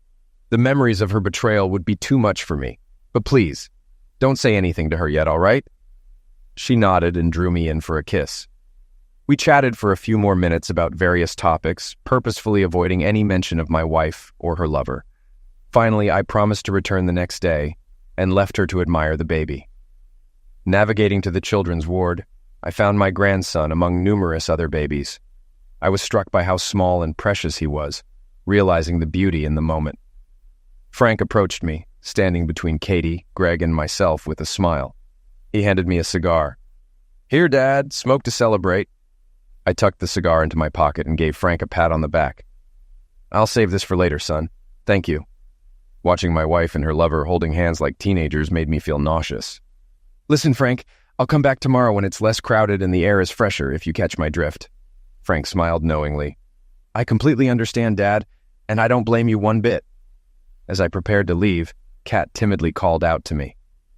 "Gosh, Tom, it feels like just yesterday we were bringing our baby home, and now it's surreal that our baby has one of his own. Time flies, but it flies too fast." I glanced at her, still hand in hand with Greg, and left the room without a word. She looked puzzled as I left them standing there. October arrived, turning out to be my best month since Katie's departure. I ventured to Vegas with the intention of hitting the tables and losing, as an excuse to diminish our shared assets. However, what made the trip truly enjoyable was the woman I encountered there. Miranda, a mature woman around 50, surprised me with her continued profession, explaining that many men seek an older woman, and in my case, she was right. Miranda was pricey, but she made me feel more alive than I had in years. For the first time since Katie left, I didn't really miss her at all. Miranda was skilled both in and out of bed, and she showed a genuine interest in me, probing for details about my soon-to-be ex-wife and her new partner. Before the night concluded, Miranda knew as much about me as I did. Moved by my story, she gently caressed my face before departing. "Tom, I've only known you for a few hours, but I feel compelled to tell you something. You're a good person, and that's a rare find, believe me, as I've seen and been with thousands of men. I can count on one hand those I truly liked and respected. You're one of them. Your wife has no clue what she's letting go of. However, Don't let her actions and foolishness change who you are. And if you ever find yourself back in town, give me a call, because I'd love to see you again. Miranda and my Vegas trip left me more bewildered than when I first arrived. Mulling over Miranda's words, I came to the realization that she was correct. Despite Katie's 3 decades of being a devoted wife and mother prior to her betrayal, I was set on seeking vengeance. No, I refused to let this marriage leave me broken. Upon my return from Vegas, I instructed my lawyer to begin drafting divorce papers. Additionally, I resolved to gather more information about Greg Hollander. Acting on my lawyer's recommendation, I hired a firm to delve into his background from high school to the present.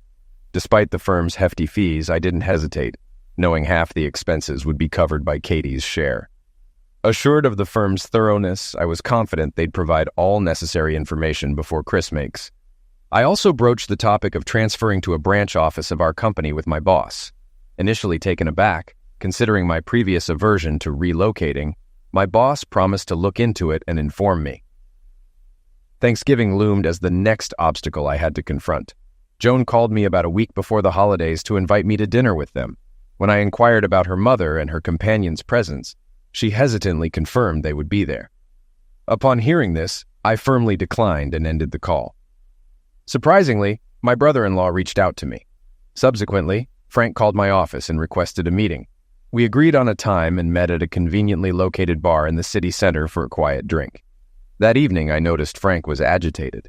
After exchanging initial pleasantries, I ordered 2 double scotches. Sensing something was bothering my son-in-law, I sat back and listened as Frank confided in me about what was happening with my wife and daughter. "Dad, you won't believe it, but they're both infatuated with him. It's all Greg this and Greg that. You'd think he was the guy from the beer commercial, the most interesting man in the world," Frank said before taking a sip of his drink. I was surprised by his frankness and began to wonder why he had come to persuade me to attend Thanksgiving.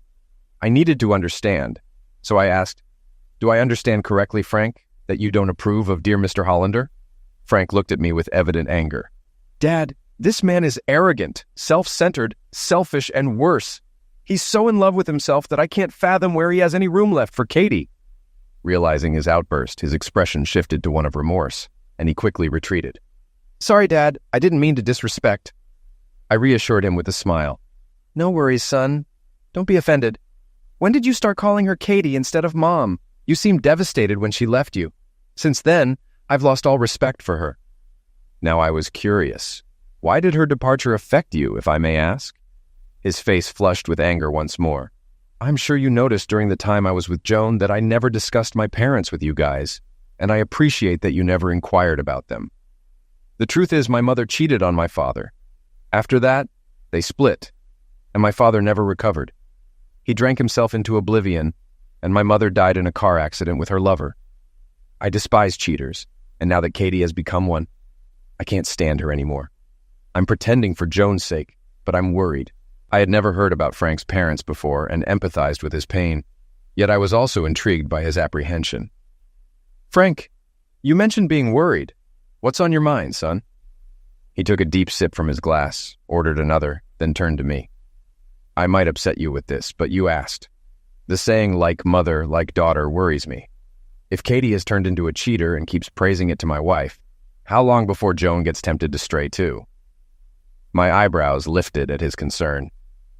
"I see where you're coming from." I joined him, taking a contemplative sip of my drink, pondering my next steps.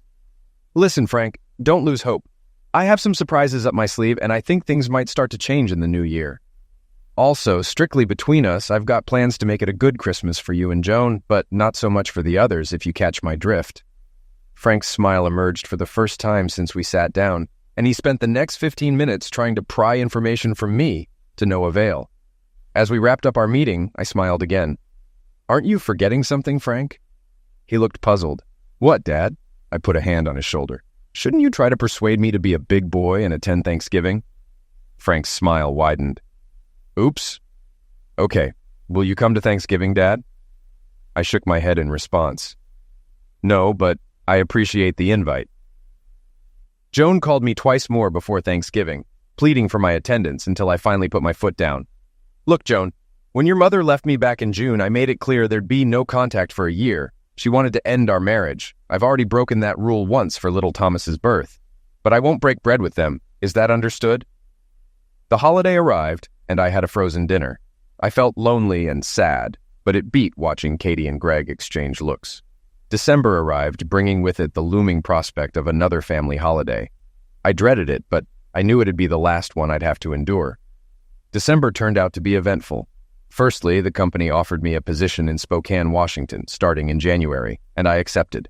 Secondly, the private investigator's report on Mr. Hollander came through, and it was revealing. Apparently, old Greg had a history of infidelity, with 3 ex-wives divorcing him for infidelity. He also had children from women other than his wives, for whom he paid child support. Furthermore, his last wife received half his pension in the divorce, and he was demoted from an E8 to an E6 in his final year in the Corps. In short, his financial and moral standing appeared rather dubious, if not downright dismal. The latest positive development is that Katie will receive her divorce papers on the first business day after Christmas. Now the old holiday spirit was coursing through me. I phoned Joan to discuss Christmas plans, and once again she pleaded for a true family gathering. When I inquired about Greg's attendance, Joan became irate. "Dad, you need to accept it. He's part of our family now, whether you like it or not." I cut her off abruptly. "You're right, I don't like it, but for the child's sake, I'll be there." Joan appeared genuinely pleased as she exclaimed, "Thank you, Dad. This will make everyone so happy." I doubted that would be the case, but who was I to spoil the fun? 2 days later, upon returning home from work, the phone rang, and instinctively I answered. "Hello?" The line remained awkwardly silent, and I almost hung up when a voice finally responded. "Tom, it's me, Kat." "What's wrong? Kat? Are you hurt?" Her voice sounded hesitant. "No, I'm fine, Tom. But I wanted to thank you for agreeing to come for Christmas. I realize now how much I've hurt you. We've never spent a holiday apart in 30 years. I was miserable at Thanksgiving without you, and I've been reminiscing about us so much lately." I cut short her nostalgic trip. "Well, Katie, I'm glad to hear you reflect on us. However, I must remind you that when you initiated this separation, I insisted on no communication between us. I made an exception for Christmas Day, so I believe we should end this conversation now. Goodbye." After hanging up, I felt awful. I had never spoken to her so harshly in our entire 30-year marriage. But as guilty as I felt about my words, it didn't compare to the day she left me. The month passed slowly, allowing ample time for Christmas shopping. I made sure to buy gifts for everyone. Additionally, I packed belongings for my new job and rented a car for the cross-country drive. I also conversed with a helpful woman at my new office, who informed me she had selected a few well-appointed furnished apartments near the office. The pleasant surprise was she would personally show them to me upon my arrival in Spokane. Yes, everything was falling into place for me. Arriving at Joan and Frank's on Christmas Day in December, I discovered Katie and her partner had already arrived. Joan warmly embraced me, commenting on the surprise before returning to dinner preparations. I smiled inwardly, thinking if only she knew what a true surprise this was. Frank greeted me, taking my coat, as I quickly inquired, "Can I see my grandson?" Frank nodded, mentioning the baby was asleep in the nursery, but I could visit. Quietly, I entered and observed the sleeping figure before me, a surge of emotion washing over me, aware that soon I would depart, but unable to stay. Sensing movement behind me, Katie silently approached and stood beside me. I couldn't help but feel the irony that she should have been here since June. Katie whispered, "We have a wonderful grandson, Tom." Filled with sadness, I replied, "Yes, Katie, but who will he call Grandpa? Me or the fool? Or both?" Katie seemed taken aback. "Why would you say that? You're the only grandfather this child will ever have." "Tom," I murmured quietly. "Let's hope you're right, Katie." And then I left the room. The following hours were filled with conversation between Frank and me, while Joan, Kathy, and Greg appeared lost in their own world. I was disappointed at how quickly my daughter fell for Greg's charms. Frank seemed equally unhappy, but I reassured him, promising changes that night. His eyes gleamed as he whispered, "I hope so, Dad. I can't stand that fool around her anymore. At this rate, he'll soon be cozying up to Joan." Dinner was served, and although the food was delicious, the company was lacking. Once again, I felt no desire to converse with my wife or her partner, and Frank seemed hesitant to speak up as well. The only one who spoke was Greg, regaling the women with tales of his bravery. Watching Greg with his small fan club made me feel sick. After dinner, Joan brought the baby into the living room and we all gathered together. Observing my family, I realized this might be the last time we shared such a moment. Joan seemed happy as she eagerly instructed Frank to distribute gifts. When he did, Joan gave her mom, Greg, and me presents. Katie received a sweater, Greg a gift card, and I received a tie. Practical yet uninspired gifts, much like how my wife and daughter perceived me. When Frank, Jane, and the baby unwrapped their presents from Kathy and Greg, Joan smiled and laughed, while Frank remained polite but distant. Once everyone finished opening their gifts, the room fell a bit silent, all eyes turning to me and my bag of presents. Breaking the silence, I declared, "To conclude this wonderful weekend, I want to give you all the gifts you deserve for this holiday." Standing up, I retrieved the bag I had brought and handed Frank and Joan a large envelope wrapped in festive paper. Joan eagerly tore open the wrapping while Frank observed.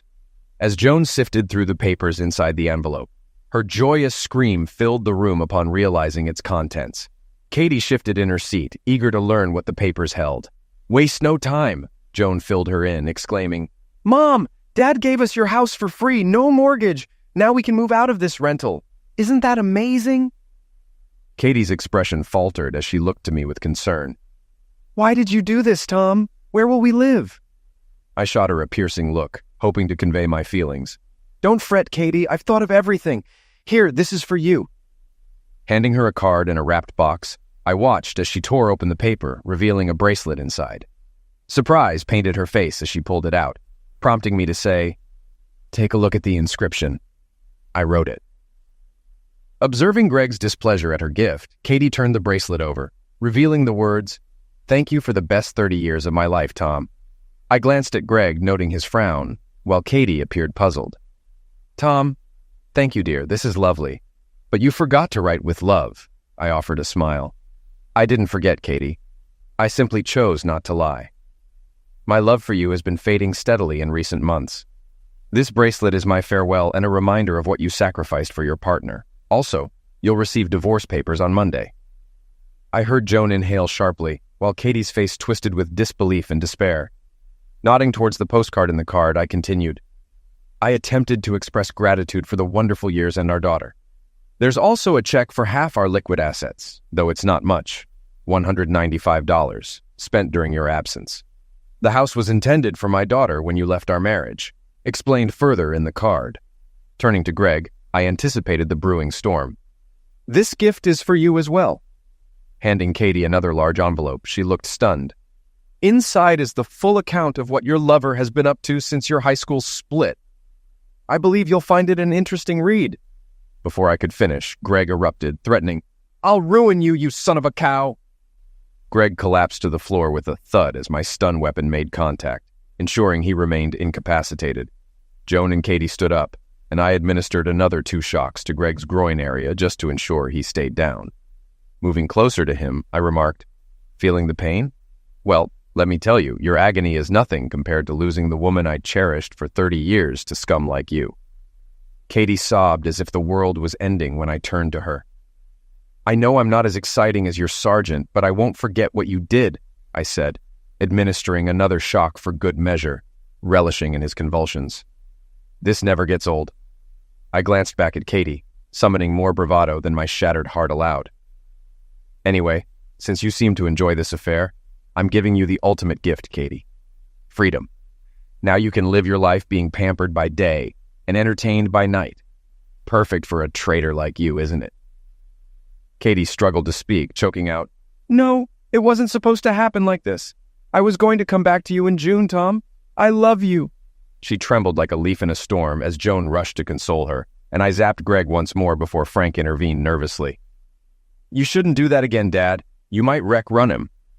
Standing over my convulsing nemesis, I looked at the 2 women I loved more than anything. "I'll leave now. Thanks for the lovely day and the wonderful life, as I likely won't see you again, possibly ever." Both women were speechless, staring at me as if I were a stranger. Frank handed me my coat with a satisfied grin. Before leaving, I addressed my daughter, who looked at me with fear for the first time. "Joan, take this as a lesson. If you follow your mother's path, you'll suffer just like she did. You'll lose everything, your husband, your home, your possessions, and the love of your life.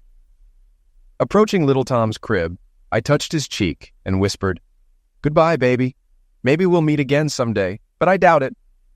Still smiling, I left for the door, bidding the silent room, "Happy New Year, everyone." By the time I reached my car, the shock had likely worn off for the women, or maybe Greg had recovered.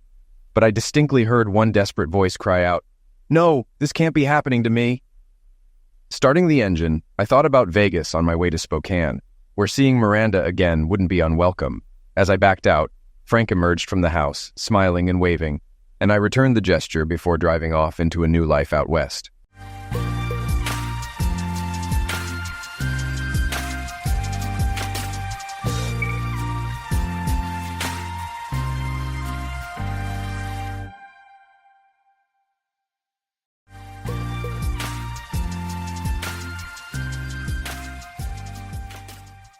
The sound of dirt hitting the coffin had a muted tone, matching the gloomy day. I stood there, observing as the minister tried to offer comforting words to those grieving. Holding my daughter's hand, her husband stood just behind us, placing his hand on my shoulder to offer solace. My son stood next to me, with his girlfriend by his side. At 49 years old, I never anticipated that I'd be standing at a graveside, burying my wife. I always believed deep down that I'd be the first to pass away. Due to my work and the way I had lived my life, I thought I'd surely pass before my wife, and when that time came, I'd be an elderly man. I felt old, ancient. After the funeral, there was a reception. Everyone came up to me expressing their condolences and praising my wife's greatness, our wonderful relationship, and her youthful age. However, they didn't say what I needed to hear. We had been married for over 20 years with 2 kids, both now independent. My daughter is married and about to give me my first grandchild. My son works in New York City in the financial district, and both are doing well, with many people at our house. Well, I suppose it's now my house. I'm struggling to adjust to being single. For the past 20 years, everything has been ours, not mine. There were about 40 people around, talking and offering their support. I just wanted some time alone. Feeling quite fed up, I eventually slipped out into the backyard and made my way to the back gate, planning to take a short walk. As I closed the gate, someone drove up the alley and parked their car right next to where I was standing. It was Murray, my wife's younger sister, the last person I wanted to see at that moment.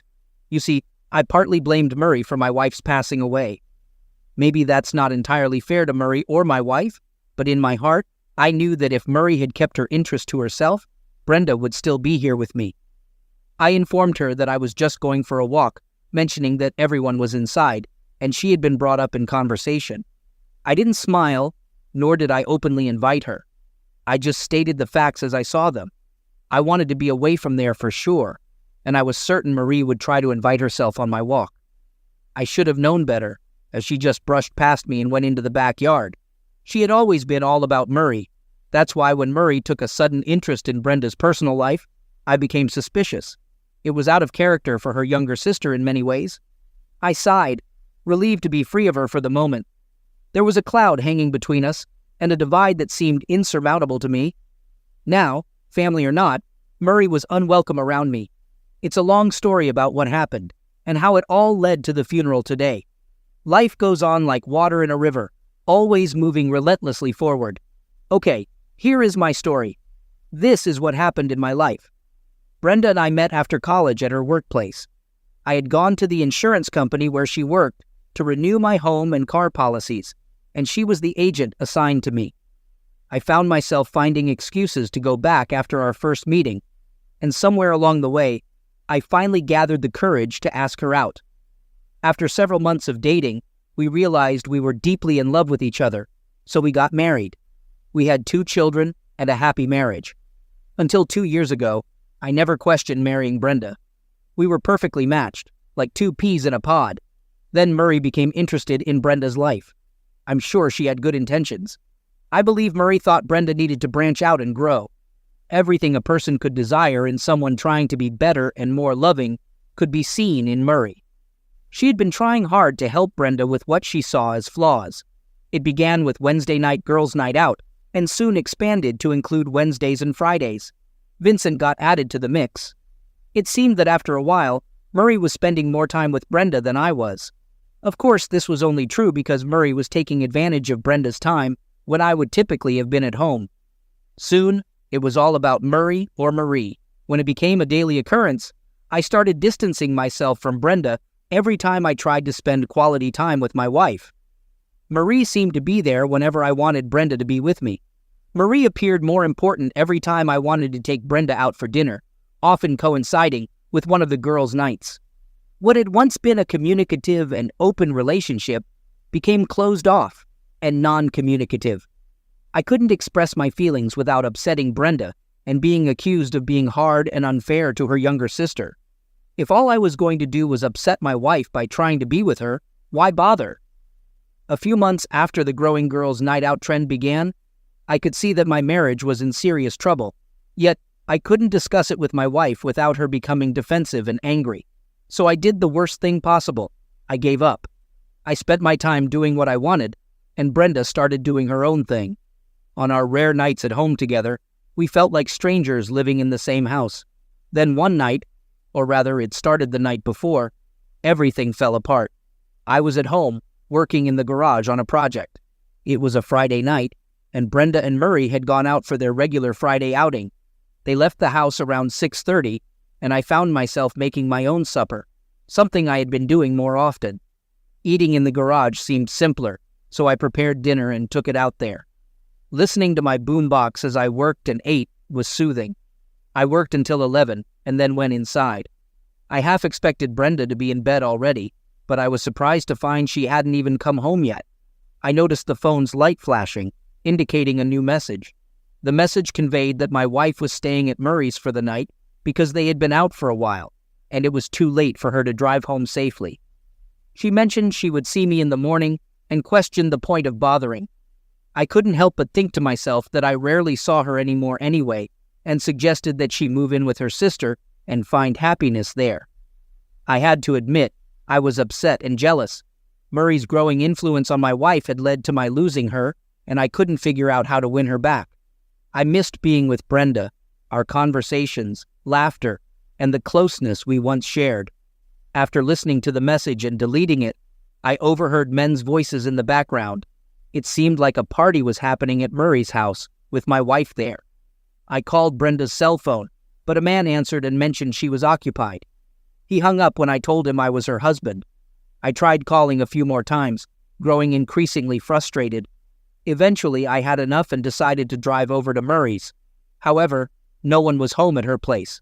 I then realized that I had dialed Brenda's cell phone, and I didn't know where she was or who she was with. I returned home, feeling angrier and more anxious than ever. I poured myself a drink and contemplated the situation. At some point, I assumed Brenda was making these choices on her own, and the police likely wouldn't intervene for another 24 hours. I even entertained the thought that Brenda had invited those men herself. My mind was playing tricks on me, and drinks only added to the confusion. The next morning, I woke up with a pounding headache and dry mouth. I took a shower, got dressed, and grabbed a bottle of aspirin. After taking a few, I decided to take a few more to relieve my headache. In the mirror, I saw a man with a distressed, lost expression. After having a light breakfast, I waited around for either a phone call or Brenda's return. Around 2 o'clock, Brenda arrived, looking refreshed and wearing one of my favorite dresses, which she had only worn for special occasions. I asked her about her absence and the man who answered her cell phone. She sat down but missed the chair and ended up on the floor crying. I left for the garage, played loud music, and vented my frustration for hours. It became clear to me that Murray had caused the problems in my marriage. Before her involvement, Brenda and I were happy, but her influence had driven us apart. I feared that Brenda was seeking happiness or closeness with another man or men. In the hours I spent in my shop, I came to the realization that I had probably lost Brenda for good. We were headed for a divorce. Going into the house, I found myself alone. Brenda had left, presumably for Murray's support. I went to our bedroom and was shocked to see Brenda's dresser drawers empty. I turned to online banking to protect my financial interests. I went online to figure out how to safeguard my assets, ensuring I wouldn't suffer financially after years of building a substantial savings and bank account. Afterward, I reached out to a friend who had experienced a divorce, and we made plans to discuss Brenda and me. I informed our kids about our strained relationship and Brenda's possible departure. 1 week passed with me immersing myself in work to distract from my crumbling home life. By Saturday night, I was convinced Brenda had given up on us long before the previous week and was with someone else. I finally called Marie's house that night. She was surprised to hear that Brenda wasn't with me, as I had thought she was still upset with me and staying close to home. Marie asked if I had seen Brenda at all, expressing her concern about the situation. I replied that I believed Brenda had left us, attributing it to the fact that she had been going out with Marie every Wednesday, Friday, and sometimes on other nights. I believed this had contributed to the breakdown of our relationship. I added that I thought Brenda might be with the guy who had answered her phone last Friday night. Marie acknowledged that she knew about that night. She recounted how Brenda had returned home on Saturday afternoon, looking as though she had made an effort, and had mentioned a strange guy answering her phone. Brenda had broken down in tears, and later, when Marie came in from the garage, Brenda had packed her things and left. I concluded by blaming Marie for her part in the situation, saying that her actions had cost me my wife and warning her never to come around me again. I just wanted to shut everything out. Her, Brenda, that other man, and life in general. Furious doesn't begin to describe my feelings or thoughts. Just hearing Murray on the phone was enough to set me off. I was angry all over again, angry and lost. My wife was off somewhere, and I had no way of fixing things. After shouting into the phone, I slammed it down so hard I broke the handset. Now, on top of everything else, I had to buy a new phone. It was a while before I decided to go to bed. As I got up, I noted that I'd been sitting right where Brenda had collapsed not so long ago. By morning, I figured I had lost out on sleep and would have been better off just staying up all night drinking. A dreary Sunday morning greeted me, and I wasn't in any mood to deal with anyone.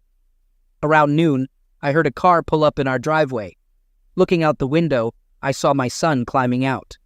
My son questioned me about what had been happening, mentioning that his mother had come to his place a week ago, upset and crying. She wouldn't discuss anything other than the fact that I was going to leave her. I replied that I had informed him about our problems and clarified that Brenda had left me, packing her things and leaving. This was the first I had known of her whereabouts. He asked if this had been the case all along, to which I confirmed it.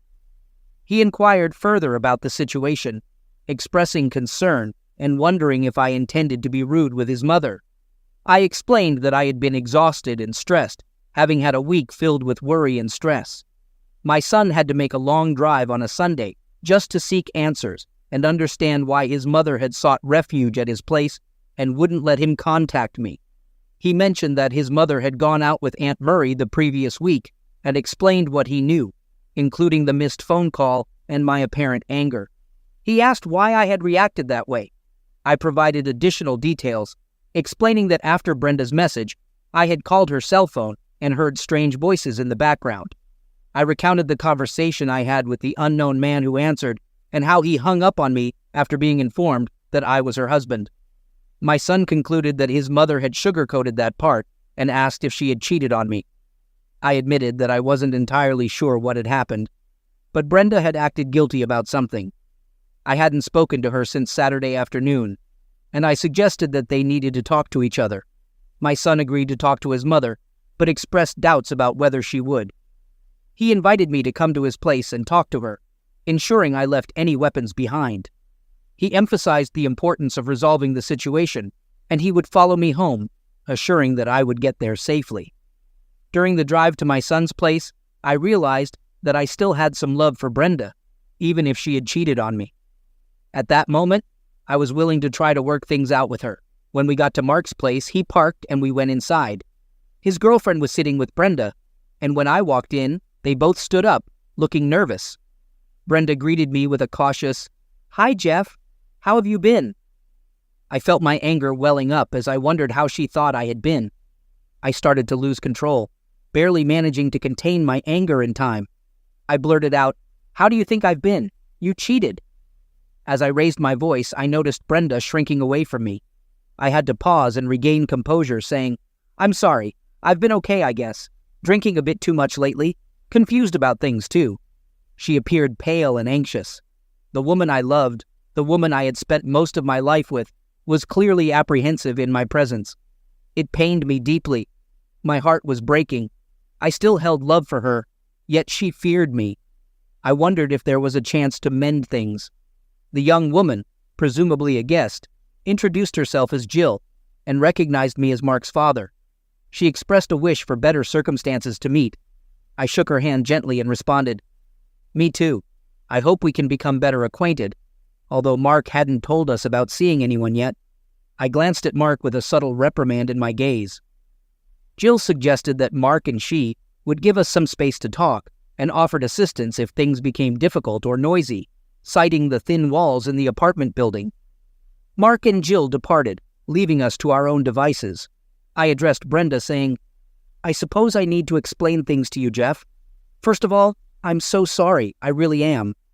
I inquired if she had something to apologize for and questioned if she had been involved with another man. Brenda responded, "Not exactly. I don't understand." I pressed further, saying, "Not exactly. That's somewhat like being half pregnant, dear. It wasn't just one guy, and it wasn't just once." Her revelation was a heavy blow. I was truly shocked. Learning that she had been with more than one man was nothing I could have anticipated. It was as if the person I had married years ago had completely changed. I felt lost. I asked her if she had made these choices willingly, to which she responded, "Not exactly, I was drunk. I think I had way too much to drink that night. Murray had also been pushing me for weeks to get out. I don't know. Maybe I was lonely too. I just don't know how it all came about. But suddenly, there I was on a bed with two men. Actually, it started with just one guy, but by the end, all of them were involved. Marie was there too. The enormity of her revelations hit me like a ton of bricks. I had expected to hear about her infidelity, but I hadn't anticipated multiple partners, nor had I imagined her and Marie being involved. They were sisters, for God's sake. I sat there in silence, not knowing how to respond. In just a few minutes, our conversation had ventured into her being with other men, and she didn't seem to be hiding anything from me. She must have sensed my inner turmoil. She offered, "I will tell you whatever you want to know, Jeff, if I can. Part of all that went on. I'm not sure how it came to be. I'm not sure when I became who I am now, though I don't know what made me forget my wedding vows or my husband waiting for me at home. All I do know is that at one point, I heard myself begging for more. I'm a terrible person. I don't deserve you. I don't deserve to live." Her sobs overtook her, and she collapsed. I watched her, struggling to recognize the person before me. I was too stunned to say anything. The situation was overwhelming, and I began to feel nauseated.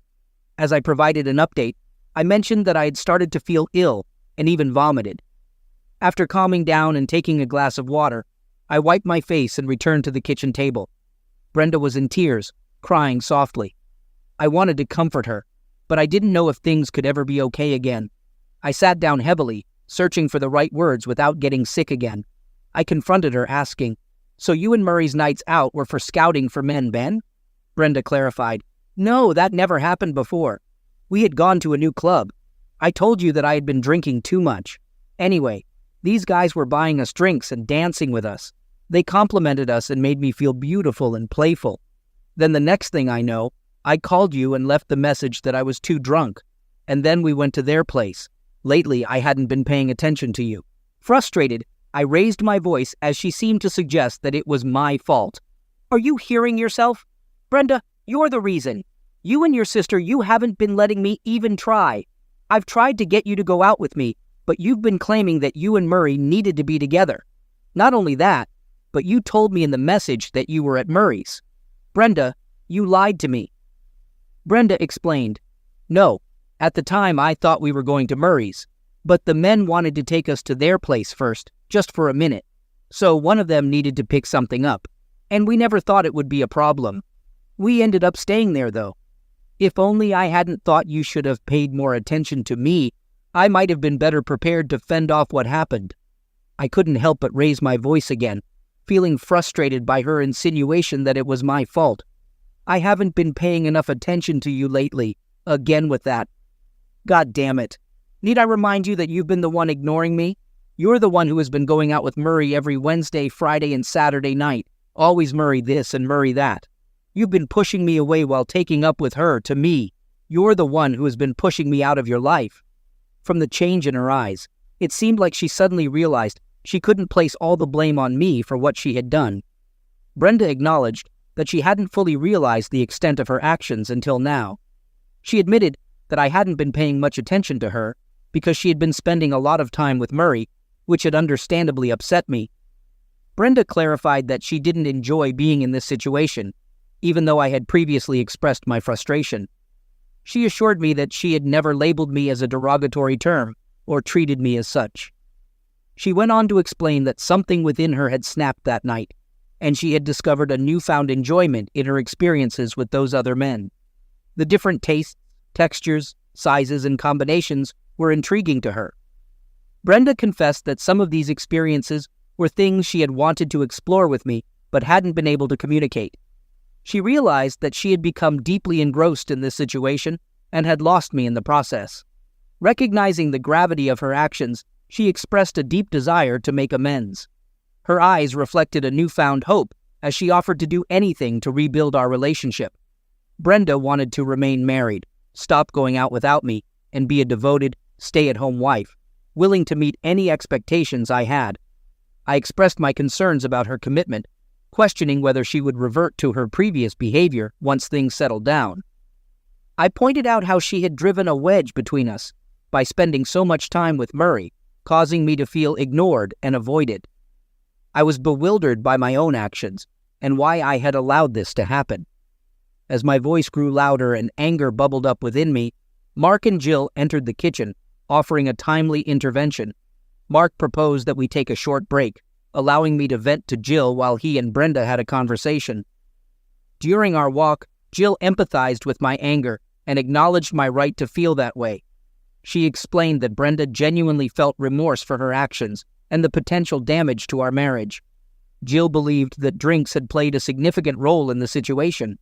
I vented my frustration, expressing my strong desire to blame both Brenda and her sister Murray for the time they spent together and the drunken encounter they found themselves in. The resentment and anger I felt toward Brenda seemed overwhelming at that moment. Jill related a personal experience where her parents had faced a similar situation. Her mother had gotten involved with someone while out with friends, causing turmoil in her parents' marriage. Initially, Jill thought her father would be devastated or even angry enough to kick her out, but her parents had managed to work through their issues. I inquired about the current status of her parents' marriage, and Jill clarified that they had worked things out but had not necessarily stayed married. She emphasized that Brenda's actions were undoubtedly wrong on various levels, but insisted that it didn't mean she didn't still love me. Jill offered perspective on how drinks and indulgence could lead to such mistakes, often involving lowered inhibitions and peer pressure. She acknowledged that Brenda had made a mistake, but it was crucial to move forward and address the issue. Jill also highlighted the contrast in our situations, where I had remained faithful without external influences interfering with my commitment. While walking and talking with Jill, my anger gradually subsided. Her soothing manner of speaking had a calming effect on me, and I found myself willing to try and work through the uncertain future with Brenda. With a faint attempt at a cheerful tone, I asked Jill if I could return to the conversation with Brenda, even though I was still grappling with the situation and trying to contain my anger, driven by a sense of righteous indignation. Jill inquired about the state of our relationship before Marie began monopolizing Brenda's time. I admitted that, like most long-term couples, some of the initial magic had faded, but I believed we were doing relatively well.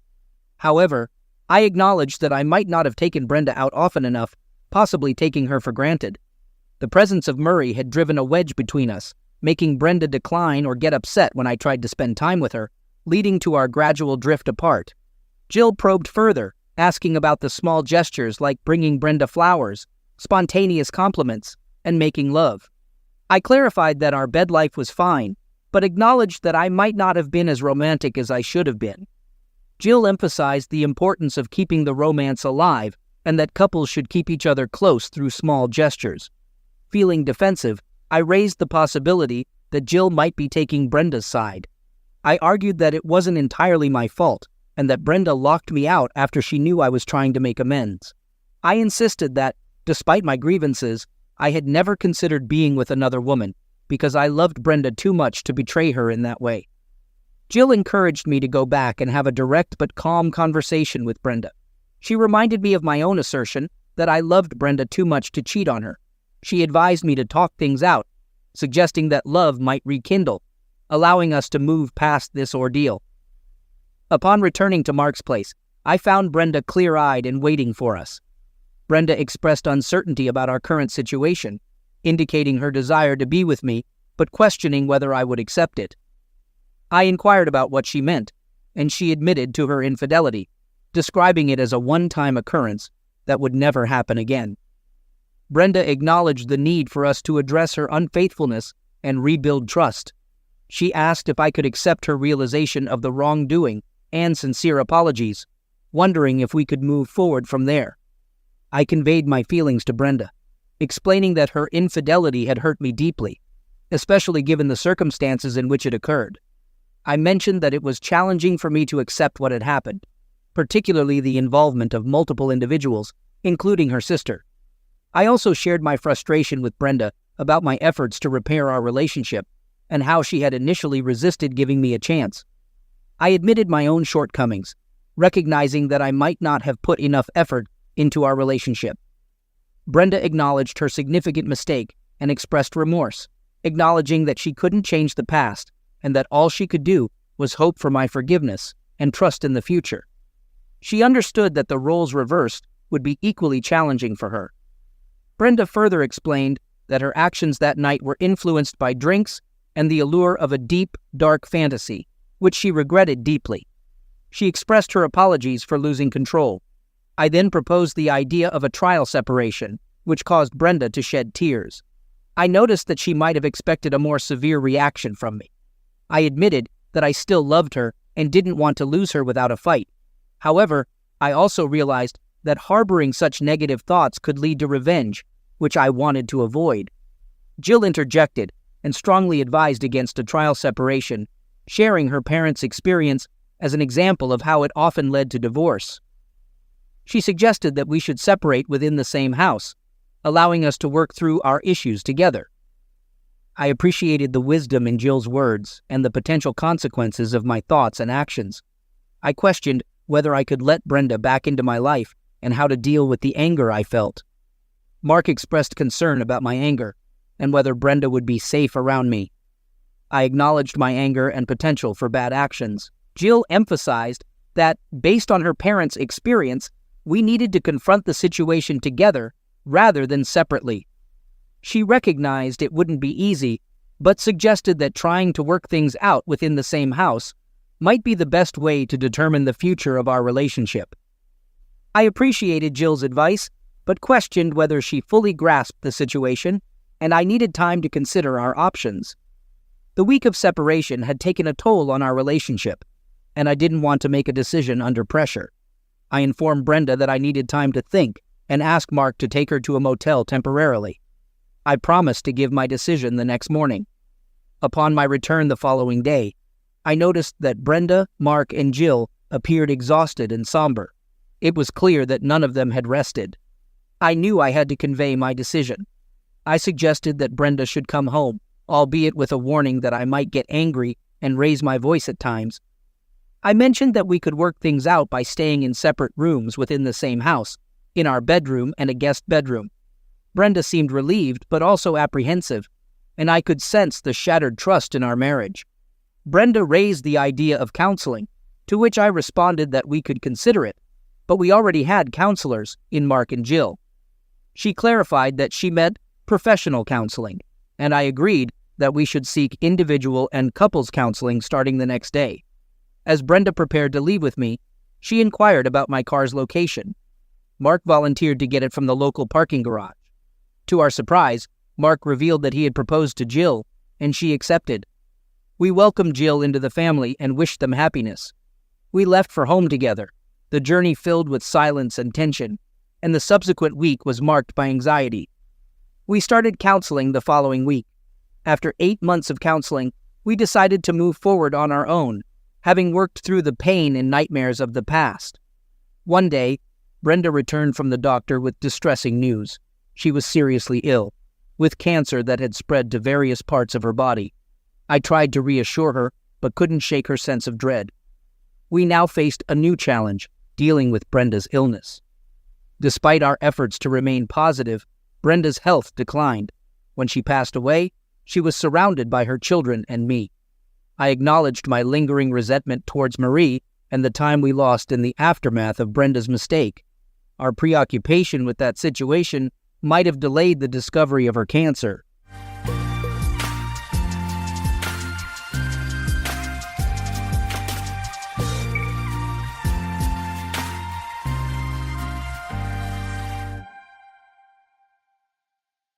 Hi, welcome. Enjoy the content, subscribe, and turn on notifications. Mike and Lisa had been eagerly awaiting this trip, a much-needed break from the hustle and bustle of daily life. The idea of spending a weekend in the mountains, surrounded only by the sounds of nature, felt like a dream. They had carefully planned every detail, from choosing a rustic cabin with large windows offering spectacular views of the hills, to a menu featuring fine wines and dishes prepared by Lisa, who loved to cook. Tom and Emma were more than friends, they were like family. The two couples had built years of memories together, from spontaneous trips to home dinners with long conversations about life. This trip had a special purpose, to celebrate a friendship that had withstood time and life's changes. When they arrived at the cabin, carrying suitcases full of cozy blankets and board games, they laughed like children upon realizing the place was even more beautiful than in the photos. The fresh mountain breeze was an invitation to relax and forget the outside world. On the first night, the energy was pure celebration. After a delicious meal, they gathered in the living room around a fireplace, where the wood crackled, spreading comforting warmth. Stories of past adventures were told between sips of wine, as laughter filled the room. It was the kind of moment that made Mike believe nothing could shake their connection. The next morning, the group explored the area around the cabin, walking along trails that wound through the trees and ended with a stunning view of a crystal-clear lake. Emma was the most excited, always suggesting funny poses for the photos they took together. Tom, more reserved, limited himself to smiling and keeping pace, while Lisa and Mike lagged behind, enjoying the tranquility of the place. Everything seemed perfect. The light and carefree atmosphere made Mike feel that this would be one of the best weekends of their lives. When the second night came, the environment was even more relaxed. The fireplace was lit again, and the couple sat around it with their wine glasses. The conversation started with trivial matters but soon became more personal, reflecting the comfort and trust among them. Emma, always the most outgoing of the group, told a funny story about a trip she took with Tom years ago, eliciting hearty laughs from everyone. Lisa, who loved Emma's sense of humor, also opened up, sharing hilarious moments she and Mike had experienced together. It was the kind of night that seemed impossible to spoil. The perfect combination of laughter, stories, and the soothing sound of the wind outside created an ideal setting.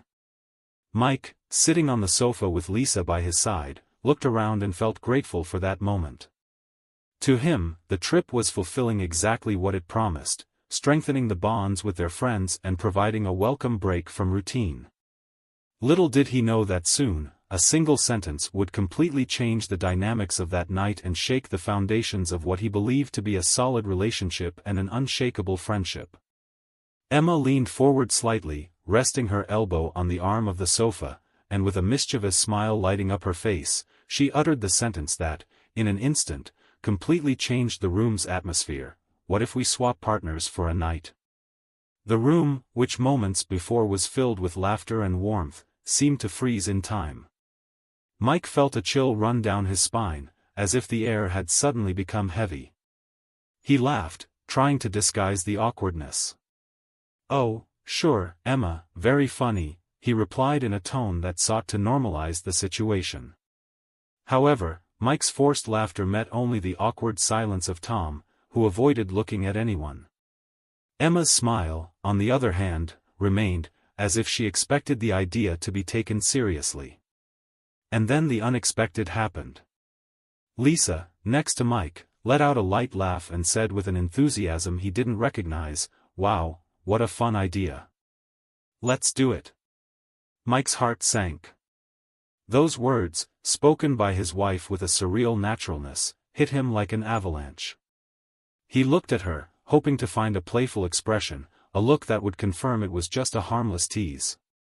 But what he saw completely disarmed him. Lisa's eyes were shining with curiosity, as if the suggestion had ignited something inside her. Tom, who had been quiet until then, finally shifted on the sofa. He seemed uncomfortable, moving as if he wanted to disappear into the cushion. "I don't know if that's a good idea, Emma," he mumbled, his low voice almost lost in the crackling of the fireplace. But Emma didn't back down. She swirled her wine glass in her hand and insisted, with a playful tone that disguised the seriousness of her words, "Oh, it's just one night, no strings attached. Don't you think it would be interesting to try something new?" Mike averted his gaze, trying to find something, anything, to anchor his thoughts. The glow of the flames in the fireplace seemed to become more intense, or perhaps it was his mind trying to process the absurdity of the situation.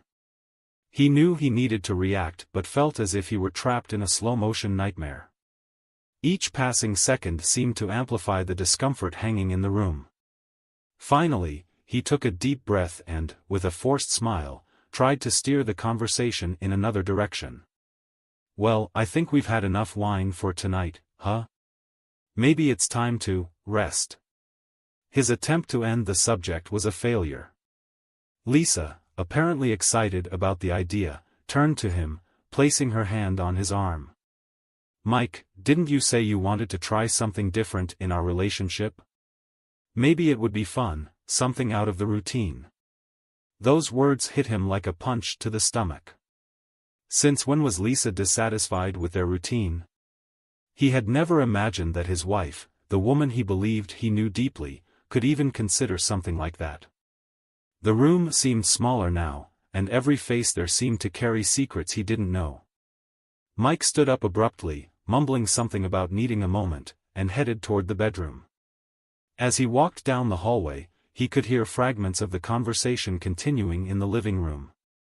Emma, still insistent, was saying something about how modern couples were exploring new boundaries, while Tom grumbled in disagreement. And Lisa, he couldn't hear Lisa, but that only made everything more unsettling. Was she defending it? Was she silent? He didn't know which was worse. When he reached the bedroom, he closed the door behind him and leaned against it, trying to organize his thoughts. The cabin, once a haven of tranquility, now felt suffocating. He looked at the bed neatly made with crisp white sheets, the suitcases still open in the corner, a cruel reminder that the trip had just begun. His head was spinning, and he wondered how a night that promised to be light and full of laughter had turned into something so disconcerting. Mike sat on the edge of the bed and put his hands over his face, trying to breathe deeply.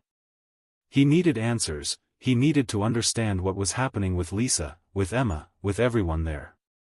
But above all, he needed to understand what it meant for him, for the marriage he believed was solid as a rock. Deep down, something told him that the trip, which was supposed to celebrate friendship and love, had crossed a point of no return. A few minutes later, Lisa entered the bedroom. The door was opened slowly, as if she were trying not to disturb him. Her steps were hesitant, and the look she gave Mike carried a mix of uncertainty and concern. He was sitting on the edge of the bed, elbows resting on his knees, staring at the floor as if he expected to find answers in the grain of the wooden floor. When Lisa closed the door behind her, the sound of the latch clicking seemed to echo in the room, ending the brief moment of silence. "Mike," she began, her voice soft and cautious, but he didn't raise his eyes. There was an almost palpable tension between them, as if each word carried the weight of something that couldn't be taken back. "Please, don't misunderstand me. I just meant that maybe this could be something new, an experience. Something that would connect us in a different way." He finally lifted his eyes, and what she saw in them made her hesitate. There was no anger. There were no shouts or accusations. What Lisa saw was something much worse, deep, silent hurt. "Connect us," he repeated, his voice low but firm. "You think we need that to connect? Since when do you feel something is missing between us, Lisa? Because honestly, this is the first time I'm hearing you say anything like this." Lisa was silent for a moment, pressing her hands against her chest as if trying to find the right words. "It's not that something is missing," she said finally. I just meant that maybe stepping out of our routine could be interesting." When Emma mentioned it, I thought, well, I don't know. I got carried away by the moment. I didn't mean to hurt you. He stood up abruptly, moving away from her. He began pacing the room, hands clasped behind his head, a gesture Lisa recognized as a sign he was trying to control his frustration. "You didn't mean to hurt me?" "Lisa, how can you say that? You saw how I reacted in that room. You saw what that did to me. How could you even consider something like that for a second?" She didn't know how to respond. As much as she tried to justify it, she knew she had crossed an important boundary. "It was just a silly idea, Mike. I didn't even think it through. I was having fun, we had a bit to drink. It wasn't supposed to be something serious." He stopped walking and turned to face her. "Lisa, you don't get it. It's not just about what you said. It's about what it means. I thought I knew you, that I knew where our boundaries were. Now I'm wondering if everything I thought was solid between us is slipping through my fingers." The silence that followed was as heavy as Mike's words. Lisa tried to approach him, but he took a step back, as if he needed space. She felt small, powerless, as if she were watching the love between them, something she always considered indestructible, begin to crumble. "I don't want to talk about this right now," he said, lowering his voice. "I need some time to think. To understand how we got here." Without waiting for a response, Mike left the room, closing the door behind him with a firmness that made it clear he didn't want to be followed. Lisa was left alone in the room, feeling the weight of the choices she had made that night. She sat on the bed and ran her hands through her hair, staring into space. For the first time, she wondered if she had underestimated the impact of her words. That trip, which was supposed to be a celebration, now seemed to have turned into a survival test for their relationship. And as much as Lisa wished she could turn back time, she knew it was too late to undo what had been said. The next morning, silence dominated the cabin like a heavy cloud that refused to dissipate. The aroma of fresh coffee filled the kitchen, but instead of being welcoming, it seemed a timid attempt to bring normalcy to an obviously tense environment. Mike was sitting at the table, a cup in his hands, looking out the window where the morning mist stretched between the trees. His eyes were fixed on the landscape, but his mind was far away, lost in the turmoil of thoughts that had kept him awake most of the night. Lisa entered the kitchen shortly after, her steps light as if she feared breaking the fragile balance of the moment. "Good morning," she said softly, but the greeting hung in the air without a response. Mike only slightly tilted his head, without taking his eyes off the window. Lisa pulled out a chair and sat across from him but didn't have the courage to say anything more. The distance between them was greater than the table that separated them. Soon, Tom appeared, followed by Emma who, unlike the others, seemed to have slept well and acted as if nothing had happened. "Wow, that smells good," Emma said, grabbing a cup and pouring herself some coffee. She was cheerful, but her energy seemed out of place, almost inappropriate for the heavy mood in the room. Tom, on the other hand, was visibly uncomfortable. He avoided eye contact with Mike and Lisa, staying close to Emma as if hoping she wouldn't cross any more lines. After a few minutes of superficial conversation, which felt more forced than natural, Mike finally broke the silence surrounding him. He placed his cup on the table with a controlled but firm movement and looked directly at Tom. "Can we talk?" he asked, his voice calm but laden with seriousness. Tom nodded, putting his cup down on the counter without finishing his coffee. The two stepped out onto the porch, where the fresh mountain air offered a welcome respite from the suffocating tension inside the cabin. For a few moments, they remained silent, watching the trees sway in the wind, until Mike finally began, "Tom, what happened last night was unacceptable." He took a deep breath before continuing. "I'm not just talking about what Emma suggested. I'm talking about how it shook everything this trip was supposed to represent. And honestly, I expected more from you." Tom seemed unsettled, his hands shoved into his pockets as he stared at the ground. "Mike, I didn't know Emma was going to say that. It was completely out of line. I was as surprised as you." "Then why didn't you say anything?" Mike retorted, his voice rising slightly but still controlled. "You stayed silent while she crossed a boundary. You could have stopped it, but you did nothing." Tom raised his eyes, finally meeting Mike's gaze. "I was trying to process what was happening. It was awkward, and I didn't know how to react. But believe me, I don't support what she said. Not at all." The sincerity in Tom's voice seemed to calm some of Mike's anger but didn't erase the hurt he felt. "Look, Tom, I understand that sometimes people say things without thinking. But what bothers me isn't just what was said. It's the impact of it. Lisa and I are in a complicated place right now, and I don't know if we'll be able to go back to how we were before." Tom sighed, running his hand over his face. "Mike, I'm sorry about that. Truly. I'll talk to Emma. She needs to understand the damage she's caused. And I want you to know that if I could go back in time, I'd have handled it differently." They stood in silence for a few more minutes, the sounds of nature filling the space between them. There was nothing more to be said at that moment. Mike knew Tom's words were sincere, but they couldn't undo what had happened. Their friendship, like his relationship with Lisa, was on unstable ground, and he wasn't sure how, or if, everything could be rebuilt. As they returned inside, the silence resumed. The feeling that something irreversible had happened hung in the air. Mike didn't know if that trip, or even the bonds that united the four of them, could survive that night. Back in the bedroom, Lisa was sitting on the edge of the bed, her eyes fixed on her hands clasped in her lap. The silence was dense, almost oppressive, and when Mike entered, closing the door carefully, the sound of the wood echoed like a final note in a melody no one wanted to hear.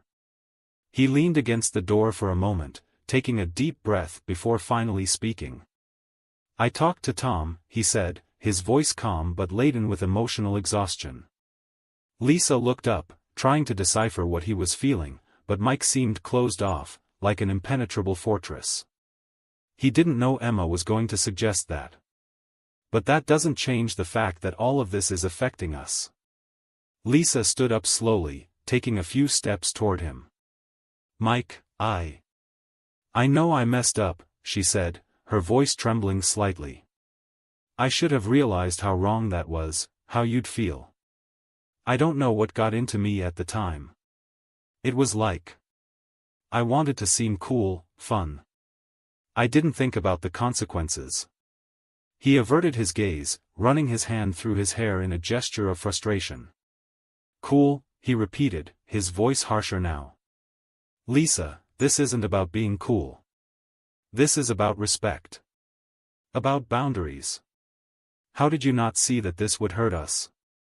She took another step toward him, extending her hand as if she wanted to touch him but stopped halfway, hesitating.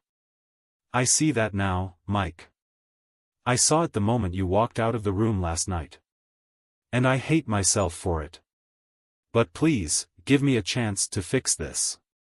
Mike finally looked into her eyes, and what Lisa saw there disarmed her. It wasn't anger consuming him but deep sadness, a disappointment that seemed greater than she could bear. He crossed his arms as if trying to protect himself from opening up too much. "Fix this? How do you think we fix something like this, Lisa?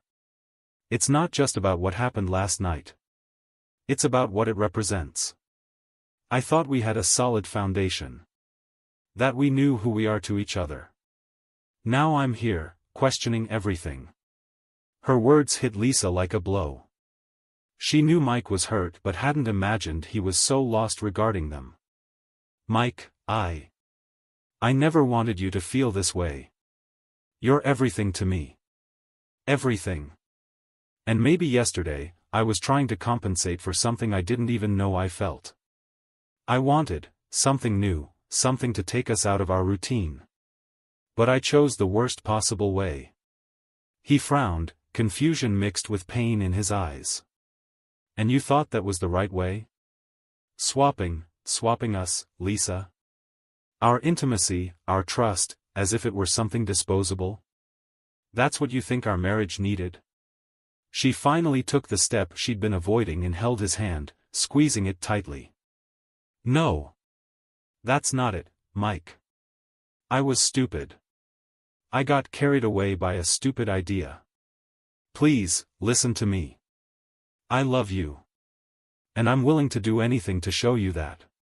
He remained still, his expression unreadable as he looked at her. After a long moment, he released her hand, stepping back. "I just need time, Lisa. I need time to process all this. Because right now, I don't know what to think. And to be honest, I don't know if I can look at you the same way." His words were like a knife to Lisa's heart, but she knew she deserved to hear them. She felt her eyes burn but held back the tears, determined not to make the situation worse. "I'll wait, Mike. As long as you need. But please know that I haven't given up on us." He didn't respond, just grabbed his jacket and left the room, leaving Lisa alone again. This time, she couldn't hold back the tears. As the door closed, she collapsed onto the bed, sobs finally breaking the silence. She knew she had hurt Mike deeply, and now all she could do was hope he would find a reason to believe there was still something worth saving between them. Mike left the cabin and took a deep breath of the fresh mountain air, as if he needed to fill his lungs to ease the weight he felt in his chest. He walked aimlessly, following the trail they had explored the day before, but this time, the beauty around him seemed distant, almost irrelevant. His mind was a whirlwind of thoughts, memories, and questions. He wondered how something that seemed so solid between him and Lisa had become so fragile, so easily shaken. As he walked, flashes of past moments appeared in his mind. He remembered when he met Lisa, how they would laugh together for hours effortlessly, how they built a life based on trust and complicity. That was what hurt him the most, the feeling that something so precious could be jeopardized by an impulsive idea, something that didn't even make sense to him. But at the same time, he wondered if he had ignored signs, if he had failed to notice that something was missing for her.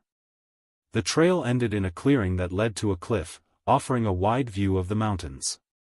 Mike stopped there, gazing at the horizon. The silence around him was almost deafening, broken only by the sound of the wind through the trees. He ran his hands over his face, trying to organize his thoughts. He loved Lisa, of that he was certain. But love didn't seem enough to fix what had been broken. Meanwhile, back at the cabin, Lisa was sitting at the kitchen table, holding a mug of coffee that had long gone cold. Emma, noticing the tense atmosphere, tried to start a conversation. "Lisa, you know last night was just a silly idea, right?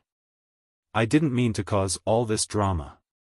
Lisa looked up, staring at Emma with an expression that mixed exhaustion and frustration. "Emma, you don't understand. It wasn't just the idea. It was what it revealed about me, about what's happening between me and Mike. Don't you see that it was more than just a joke?" Emma hesitated, not knowing what to say. For the first time, she seemed to realize that her words from the previous night had gone far beyond what she imagined. "I'm sorry, Lisa. Really. Maybe I went too far." "It's not about you," Lisa replied, shaking her head. "It's about us. I saw Mike's look last night, and he was so hurt. And I know I was the one who caused it." On the porch, Tom watched from a distance. He knew he needed to talk to Emma but didn't know where to start. The tension among everyone was palpable, and he felt that the trip, planned to be a moment of celebration, had turned into a minefield of unresolved feelings. A few hours later, Mike returned to the cabin. He entered quietly, finding Lisa in the kitchen. She stood up as soon as she saw him but said nothing, waiting for him to break the silence. He put his hands in his pockets and looked at her, his face still laden with doubts but also with something that seemed to be a decision. "Lisa," he began, his voice firm but without hostility. "I've thought a lot. About us. About what all this means. And I realized something. I don't want to give up on you. I don't want to give up on us. But that doesn't mean it will be easy to forget what happened." Lisa's eyes filled with tears. She took a step forward but hesitated. "Mike, I don't expect you to forget. I just want you to know that I'll do whatever it takes to fix this. I know I was wrong. I know I hurt you." He nodded slowly, as if still processing his own words. "Fixing this will take time, Lisa. It's not something that's going to happen overnight. But if you're willing to try, so am I." Lisa took another step, this time carefully holding his hand, as if fearing he would pull away. "I am, Mike. More than anything. Because at the end of the day, you're everything to me. And I never want you to doubt that again." He squeezed her hand lightly, a spark of hope beginning to light up his eyes. It was a start, small but real. And as the two remained there, trying to find a new balance, the cabin felt less suffocating, and the sound of the wind outside carried a silent promise that with effort and love, some things could be rebuilt. Thank you for watching the video. If you enjoyed it, don't forget to subscribe to the channel and turn on notifications so you won't miss any updates. See you next time. Welcome to Lost Relation Chronicles. Ben had never been happier to leave work early. After a long day filled with the anxiety of possibly being stuck on the night shift, a last-minute change allowed him to clock out by 11 p.m. With a smile on his face and a bounce in his step, he drove home, eager to surprise his wife, Kathy. He envisioned her face lighting up at the sight of him and couldn't wait to unwind together after such a demanding day.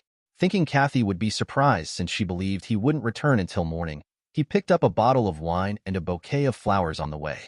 However, as he pulled into the driveway, a creeping sense of confusion washed over him.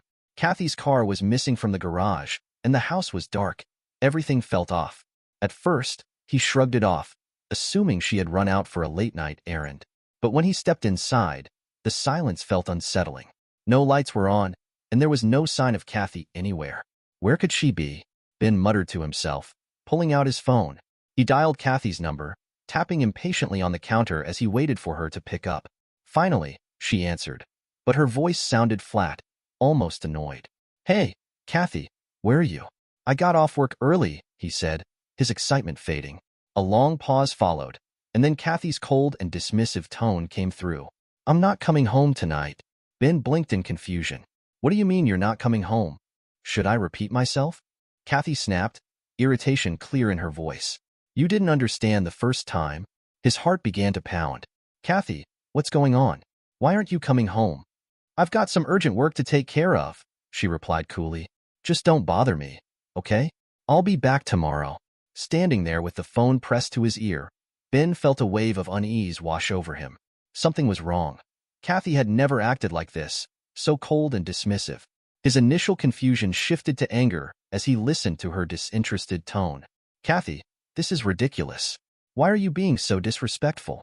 Ben's voice rose with frustration, his grip tightening around the phone. "We'll talk about this when you get home," Ben had said, but the line had already gone dead. As he stood in the empty house, the silence pressed down on him, and his mind raced with questions. Kathy's behavior wasn't just strange, it felt insulting. Anger simmered just below the surface, and as he stared out at the empty driveway, he vowed to uncover whatever was going on. Something was definitely wrong, and Ben wasn't about to let it go without answers. The next morning, he sat at the kitchen table, his jaw clenched in anticipation. When he heard the familiar hum of Kathy's car pulling into the driveway, his heart raced. As the door clicked open, She stepped inside, appearing as if nothing had happened. Kathy gave him a brief glance, as if she hadn't left him with a million questions the night before. "Morning," she said casually, her voice cool as she walked past him and headed straight for the stairs. "I'm going to take a shower." Ben's chest tightened with frustration. She wasn't even going to offer an explanation, not a word. The tension between them hung thick in the air, and as much as Ben wanted to confront her right then and there, he decided to hold off, letting her think everything was fine for a few moments. He waited until he heard the water running upstairs, then driven by an instinct he couldn't ignore, Ben went outside to check her car. Something wasn't adding up, and he wasn't the kind of man who would sit around chewing on uncertainty. The car was still warm from her drive. As he slipped inside, his eyes immediately landed on the tablet she always used for navigation. His fingers shook slightly as he tapped through the recent destinations. One address stood out. She had spent the night on the other side of the city, parked outside a house in a quiet neighborhood at 251 Oakwood Drive. Ben stared at the screen, his heart thumping heavily in his chest. Why would she have been there all night? Before he could let his mind race too far, he opened the glove compartment, unsure of what he was looking for. But what he found stopped him cold. An open box of protection, with one missing. His mind reeled. They hadn't used protection in years. There was no reason for this to be in her car. His hands felt numb as he closed the compartment, and a wave of betrayal washed over him. The dots were connecting in the worst possible way. He knew what Kathy had been doing. Ben walked back into the house, the shower still running upstairs. He sat at the kitchen table again, staring blankly at the floor as he waited for her to finish. The minutes dragged on, but the moment she stepped out of the bathroom, he was ready. Kathy came down the stairs with her wet hair wrapped in a towel, her face fresh and unconcerned. She glanced at him, but Ben's hard stare stopped her in her tracks. "What?" she asked, her tone already defensive. "We need to talk," Ben said, his voice low but firm. Kathy rolled her eyes. "About what now?" "About where you were last night." His gaze was unflinching as he watched her, waiting for her reaction. He held her car keys in his hand. Kathy's face darkened. "What the hell, Ben? You were going through my car? My stuff?" "Answer the question." Ben shot back, his frustration bubbling to the surface. "Whose house is 251 Oakwood Drive? Why were you there all night?" Kathy's eyes flickered with something. Guilt? Defiance? Ben couldn't quite tell, but she straightened her posture, crossing her arms. "It's Roger's house," she said flatly. Ben felt his heart plummet. "Roger? The guy from your office?" "Yeah, I stayed the night there." Her voice was calm, almost too calm.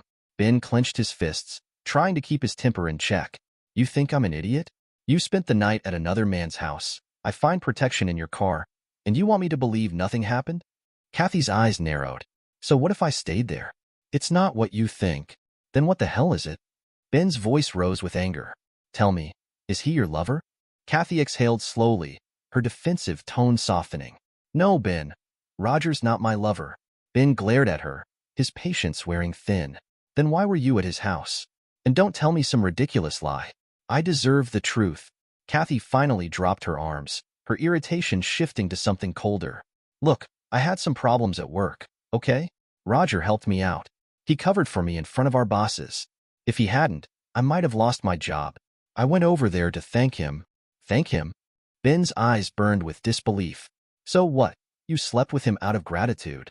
Kathy's expression remained unchanged. "It was my idea, Ben. Roger didn't ask for it. I knew he found me attractive, and I decided to give him something for helping me out." Ben's blood ran cold. "You gave him something? You mean?" He stopped, struggling to find the words. "You slept with him as some kind of reward?" Kathy's calmness was infuriating. "Yes," she said simply. "It wasn't cheating, Ben. It was just a transaction, a voluntary, honest deal. No feelings involved." Ben stared at her, utterly stunned. He had no words for how absurd, how cold this all sounded. You sold yourself for your career?" Kathy looked at him without flinching. "I gave him a little happiness in return for helping me. That's all." Ben's heart ached as the reality of her words sank in. "Kathy, how could you even think that was okay?" She shrugged. "It was a professional courtesy. He did me a favor. I did him one. That's it." Ben felt his world collapse around him. He stared at Kathy, trying to process the absurdity of her words. She didn't flinch, didn't show a trace of remorse. "Ben," she continued, her voice unnervingly calm, "I don't think we should dwell on this. You may be upset by what you've learned, but you know that you're my husband and I love you. One night, one mistake shouldn't be the reason for a divorce or for ruining what we have. She said it as if she were smoothing over some minor inconvenience. Ben's mind whirled, his heart racing with disbelief. She wasn't merely asking for forgiveness. She was treating the whole thing as if it were something they could brush aside, as if it held no significance. Let's just forget about it, Kathy added, her tone breezy, as if suggesting they overlook an unpaid bill. Ben couldn't respond. His mouth felt dry, and his throat tightened under the weight of her betrayal. He sat there in stunned silence while Kathy's gaze wandered to the bouquet of flowers sitting on the counter, the very ones Ben had picked up the day before to surprise her after his early return from work. A smile broke across her face. "Wow, honey, are these flowers for me?" she asked, walking over to admire the vibrant petals, completely oblivious to the tension in the air. "You're so good to me." She didn't wait for a reply. Instead, she turned to the bottle of wine he had brought home, popping it open with ease. Grabbing 2 glasses from the cabinet, she poured them both a drink, acting as if everything was perfectly normal, as if she hadn't just confessed to cheating on him for some twisted notion of career advancement. Kathy handed him a glass and raised her own in a casual toast. "Ben, I'm sorry. Maybe I acted stupidly, but let's just forget about it and move on." Her tone was light, almost playful, as she took a sip of her wine, watching him over the rim of the glass. Ben sat frozen, his mind racing. He looked at her, trying to make sense of how effortlessly she brushed aside the enormity of what had just happened, as if her charm and sweet words could somehow erase the betrayal. The calmness with which she manipulated the situation made his blood boil. She wasn't sorry. She wasn't even pretending to be. To her, this wasn't a mistake. It was just business as usual. Without a word, Ben drained his glass of wine and stood up. Kathy gave him a curious look, but he couldn't stay in that room any longer. The air felt suffocating, thick with her lies. He needed to clear his head. Stepping outside, Ben inhaled deeply, the cool morning air biting at his skin. He paced across the porch, running a hand through his hair, his mind racing. Kathy's betrayal cut deep, but what stung even more was how little she seemed to care. She expected him to shrug it off as if it were nothing and continue playing the role of the loving husband while she carried on, believing her actions had no consequences. But Ben understood now. This wasn't a one-time slip. Kathy's coldness, her calculated demeanor. It was clear to him that what she had done wasn't a mistake at all. It was a choice, a deliberate, selfish choice. Kathy might think she could walk all over him, make him look like a fool, but she had it all wrong. If she wanted to play games, he would play along for now, but on his terms. The more he thought about it, the clearer his plan became. Kathy wanted to make him feel like an idiot? Fine. He would let her believe she had succeeded. But before he handed her those divorce papers, before she thought she could walk away from this unscathed, he would give her something to remember. A small, elegant revenge, something she wouldn't see coming. As he stood there watching the world wake around him, Ben allowed himself the first small smile he'd felt in hours. Kathy thought she had control. She thought she could manipulate him. But she was about to learn what it felt like to be played. It was time to talk to a lawyer, but first, he had a little surprise to plan. Ben stood on the porch, his plan beginning to take shape in his mind. Kathy thought she had outsmarted him, but she had revealed her weakness, her career. That was the key. If her job meant so much to her that she would betray her marriage for it, then it was the perfect place to strike. Before Ben could set anything in motion, he needed an alibi. Something airtight that would put him far from home, far from suspicion. He took a deep breath and headed back inside, mentally shifting gears. He had to play the part of the forgiving husband for just a little longer. "Kathy," he called as he walked into the kitchen, where she was casually sipping her wine. She looked up, her face softening as she noticed the change in his tone. He forced a small smile. "I've been thinking," Ben began, sitting back down across from her. "Maybe you're right. We've been through a lot together, and one mistake shouldn't tear us apart." Kathy's face lit up slightly, her smile returning as if she hadn't expected him to come around so easily. "I knew you'd see reason. Ben, we're stronger than this."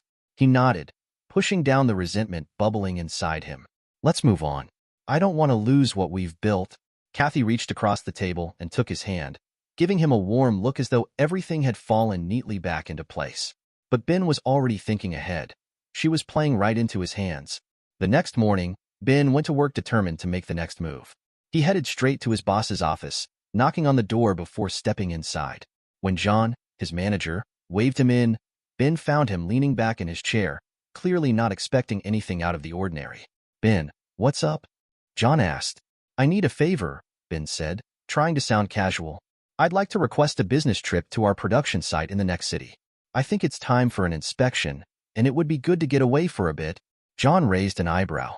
A business trip? Now? You don't usually ask for that. Ben shrugged, trying to make it seem like no big deal. Yeah, I've been under a lot of stress lately, and I think it would do me good. Plus, I can take a look at how things are running at the production site. It's been a while since anyone went out there, John said, leaning forward and considering for a moment. You know, I've been meaning to send someone out for an inspection. It could be a good opportunity for you. How long do you need? Ben asked, already picturing how this was going to play out. A week should be enough, he replied. John nodded. All right, I'll get the paperwork sorted today. You'll have everything you need by the end of the week. Thanks, John. I really appreciate it, Ben said, feeling a sense of relief wash over him. Later that day, Ben received all the official documents for the business trip. Signed papers, company authorization, everything to make his absence completely legitimate. This was the alibi he needed. When he returned home that evening, he made sure to show Kathy the papers, casually handing them to her as they sat down for dinner. Looks like I've got a business trip lined up, Ben said. I'll be gone for a week starting Monday. Kathy glanced at the papers, her eyes scanning them before she handed them back. A week? Huh? Well, I guess I'll miss you. But work is work, right? Exactly, Ben said, keeping his tone even. Just part of the job. Kathy smiled, not a hint of suspicion in her eyes. She believed him completely, and that was exactly what Ben wanted. Over the next few days, Ben set the wheels of his plan in motion. With his alibi secured, he focused on finding the right people to help him execute his revenge. After some searching, he connected with a group of young event planners who specialized in flash mobs and creative pranks. They were used to organizing all kinds of public stunts, and Ben's request intrigued them. Ben met with the group in a small cafe a few miles from his house. He laid out the details of what he wanted. A carefully orchestrated scene that would leave Kathy rattled, confused, and humiliated. But nothing that would cross the line into anything truly harmful. It had to be elegant, subtle, but devastating. Okay, so you want us to stage a show? One of the organizers asked, intrigued but slightly confused. Ben nodded, his expression serious. Exactly. I need something that will make her think she's losing her mind. Something she'll never see coming. It needs to feel personal, like she's being exposed for who she really is, but in a way that makes her question everything. The group exchanged glances, already brainstorming ideas. We can do that, one of them said, smiling.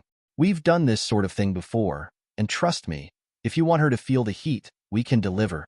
On Monday morning, Ben left for his business trip with all the official papers in order. Kathy saw him off without much thought, believing that everything between them had returned to normal. She had no idea what was coming. Like any other day, Kathy started her morning routine by heading to the cafe near her office for her usual coffee and croissant. The scent of fresh pastries filled the air as she stepped inside the familiar atmosphere, giving her a sense of comfort. She placed her order and waited at the counter as the barista prepared her coffee. Just as Kathy reached for her cup, a man in a sharp business suit walked up beside her. He glanced at her as if recognizing her from somewhere, then gave a slight knowing smile. "Oh, it's you," he exclaimed, his voice dripping with false sincerity. "I recognized you. You're the Ben woman who thanks her colleagues at work, in bed. How kind you are."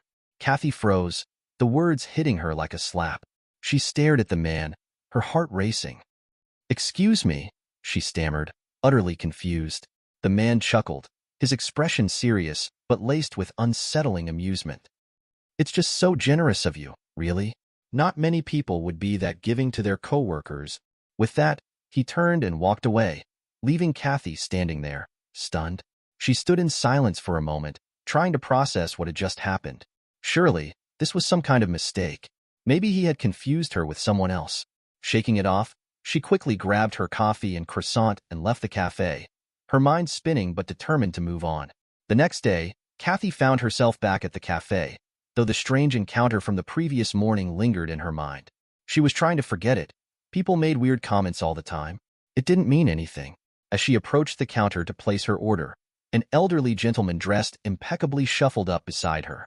His eyes widened as he saw her, and he turned to face her with a warm smile. "Oh, madam," he exclaimed, his voice full of admiration. I've heard about your generosity. It's truly inspiring. Sharing your body for the sake of career success. What a real feat of sacrifice. Kathy's face went pale. She blinked at the man, speechless, a pit forming in her stomach. What are you talking about? She managed to say, her voice barely above a whisper. The elderly man waved a hand dismissively. Oh, don't be so modest. Word travels fast about people like you. So selfless, so accommodating in the workplace. Quite the story. He smiled one last time before turning away. Kathy's hands trembled as she picked up her coffee, her mind racing. This wasn't a coincidence. Twice now, strangers had approached her making these awful, insinuating comments. But how? How did they know? She left the cafe in a daze, the weight of paranoia beginning to settle in her chest as she walked to her office. Her thoughts kept circling back to that night with Roger. No one else knew about it. No one except him. By the middle of the week, Kathy was on edge, her nerves frayed. She had convinced herself that maybe the previous encounters were flukes, random, unconnected comments. But as she stepped into the cafe that morning, the familiar dread washed over her. She placed her order and waited, glancing around nervously. Just as the barista called her name, a young woman with a tray walked up beside her, balancing several drinks in her hands. She smiled brightly as if recognizing Kathy. "Oh, you're that Kathy, right?" the girl said, her voice cheerful. "My friend works with you and told me about how kind you are, especially to the men at the office." She winked playfully. "Thank you for being so caring." Kathy's breath caught in her throat. She grabbed her coffee and bolted from the cafe, her mind now in a full-blown panic. This wasn't random anymore. Someone knew, and it was spreading. By the time she made it to her office, Kathy could barely focus. Her phone sat heavy in her hand as she dialed Ben's number, needing some kind of reassurance, some explanation. "Ben, something weird is going on," she blurted out as soon as he picked up. "People, strangers, they're saying things about me, about that night. It's like they know, Ben. They know." There was a pause on the other end of the line before Ben spoke, his tone sharp and irritated. "Kathy, why are you bringing this up again? I thought we agreed to forget about it," Ben said, his voice thick with irritation. I know, but this is different," she stammered, desperation creeping into her tone. "Someone's spreading rumors, I think. Or are you involved in this?" Her voice cracked as she sought answers. Ben sighed, exasperated. "Kathy, seriously? You think I'm behind this? I told you I've moved on. Why can't you?" "Ben, please, Listen." Ben cut her off, his voice firm. "I'm busy with work. I don't have time for this nonsense." A moment later, the video call connected, and there he was, walking through the production floor, wearing a hard hat and safety vest. "See? I'm here handling real work. I don't care about the past, Kathy. Stop bothering me with this." Kathy's heart sank as she watched him navigate the factory, his expression detached and focused on his job. "I'm sorry," she whispered, feeling foolish. It's strange. I've got to go," Ben said briskly. "Don't call me unless it's important." With that, the call ended, and Kathy sat back in her chair, confusion swirling with fear. She couldn't shake the feeling that everyone knew, that somehow her secret had been exposed. Then it hit her like a cold wave. Roger. He was the only other person who knew. Could he be behind this? Or had he let something slip? As the pieces started to fall into place, Kathy's panic deepened. She had to find out if Roger had betrayed her, but for now, she was trapped in a whirlwind of fear, unsure of whom she could trust and desperately trying to maintain her crumbling facade. She needed answers, and she needed them now. Every part of her was frazzled by the strange encounters and the eerie feeling that her secret was no longer hers alone. She found Roger in his office, sitting at his desk, completely unaware of the storm about to hit him. Kathy walked in, closed the door behind her quietly, and took a deep breath. Her voice was low, barely above a whisper, but it carried the weight of her frustration and fear. "Roger," she hissed, leaning in close so no one outside could hear, "did you tell anyone about our meeting?" Roger looked up, his expression confused. "Kathy, what are you talking about?" Kathy's eyes narrowed. "You know what I mean. About that night. Did you open your mouth and tell anyone?" Roger's face paled as he grasped what she was accusing him of. "No, of course not. I wouldn't. Don't lie to me," Kathy snapped, her voice still low but filled with anger. "If management finds out, we'll be fired." "Roger, You know the company's rules. No romantic relationships between employees. She took a step closer, her frustration boiling over. Are you an idiot? Do you have any idea what could happen to both of us? Roger, visibly shaken, raised his hands in defense. Kathy, I swear, I didn't tell anyone. I wouldn't risk my career over this. You know me better than that. Kathy studied his face, searching for any sign of deceit, but all she saw was confusion and fear. Her anger simmered as she backed away, her heart pounding even harder. If Roger wasn't the one spreading rumors, then who was? She left his office, her thoughts spinning in a chaotic whirlwind of disbelief. The strange encounters, the comments from strangers, it didn't make any sense. A cold shiver of dread washed over her. Was she losing her mind? Was someone playing a twisted game with her? The rest of the day dragged on, each minute weighed down by her growing paranoia. By the time she was ready to leave the office, Kathy's nerves were frayed to the edge. She clutched a folder of documents to her chest as she stepped out of the building, lost in her thoughts. Suddenly, a young guy bumped into her, the impact knocking the folder from her hands. Papers scattered across the pavement, fluttering in the breeze. "Oh, I'm so sorry," the guy said quickly, bending down to help her collect the papers. Kathy knelt down beside him, her frustration barely held in check. "It's okay. It's my fault. I wasn't paying attention," she said, her voice strained as she grabbed the last of the documents. "Thanks for helping." The guy smiled, his eyes glinting with a strange look. "No need for verbal thanks," he said smoothly, standing up and brushing himself off. "You can thank me by giving me a night with you for saving your documents." Kathy's heart skipped a beat, her eyes locking onto his in disbelief. "What did you just say?" she asked, her voice shaky. The guy's grin widened. "I can see it in your eyes. You like to thank men, especially when it's career-related, right?" Kathy's temper flared, and before she could stop herself, she threw the folder at him. "You sick scumsucker," she shouted, her voice trembling with fury. "I won't leave a wet spot of you." He laughed, a sinister chuckle that sent chills down her spine. Without another word, he turned and sprinted down the street, disappearing around the corner before she could even think to chase him. Breathing heavily, Kathy stood frozen in place, her body trembling with a mix of rage and fear. She felt like the ground was slipping beneath her feet. Everywhere she turned, someone was reminding her of that night, mocking her as if the whole world had found out her secret. That evening, Kathy sat in her dimly lit living room, a glass of wine clutched tightly in her shaking hands. She had barely touched her dinner, her stomach in knots, her mind replaying the events of the last few days over and over again. Her heart raced, and no amount of wine seemed to calm her nerves. She felt like she was unraveling. Nothing made sense anymore. Who were these people, and how did they know? Or worse, was she losing her mind? The more she thought about it, the more she wondered if she was imagining it all. Was the guilt of what she'd done with Roger driving her to paranoia? Her hands trembling, Kathy grabbed her phone and opened the browser, her fingers hovering over the screen for a moment before she typed in a search. "Psychotherapists near me?" As the list of names appeared on the screen, she stared at it blankly, the realization sinking in. She needed help. Either someone was playing an elaborate and cruel game with her, or her mind was betraying her. Either way, she knew one thing for sure. She was teetering on the edge of something she couldn't control. By Friday morning, Kathy was on edge, her nerves frayed from the week's strange encounters. Determined to avoid any more awkward or humiliating situations, she made a decision.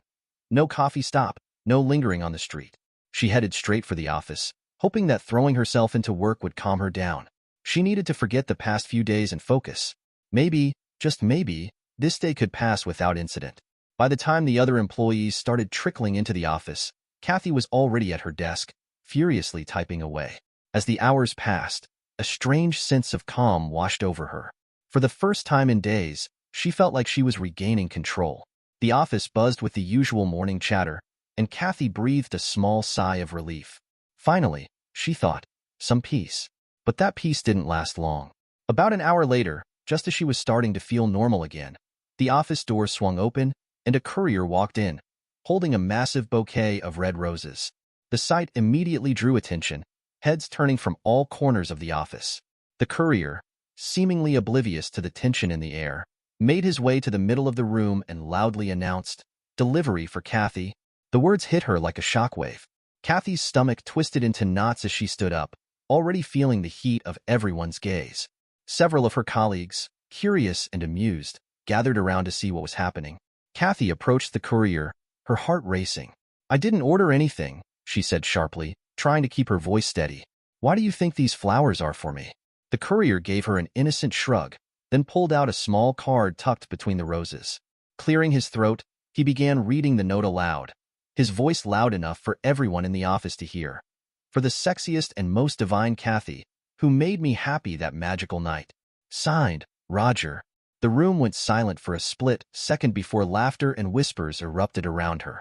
Kathy felt the blood drain from her face as she stood there, frozen in horror.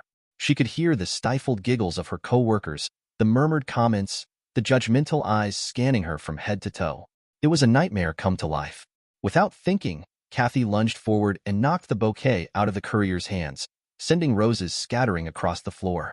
"What the hell is this?" she screamed, her voice trembling with fury and humiliation.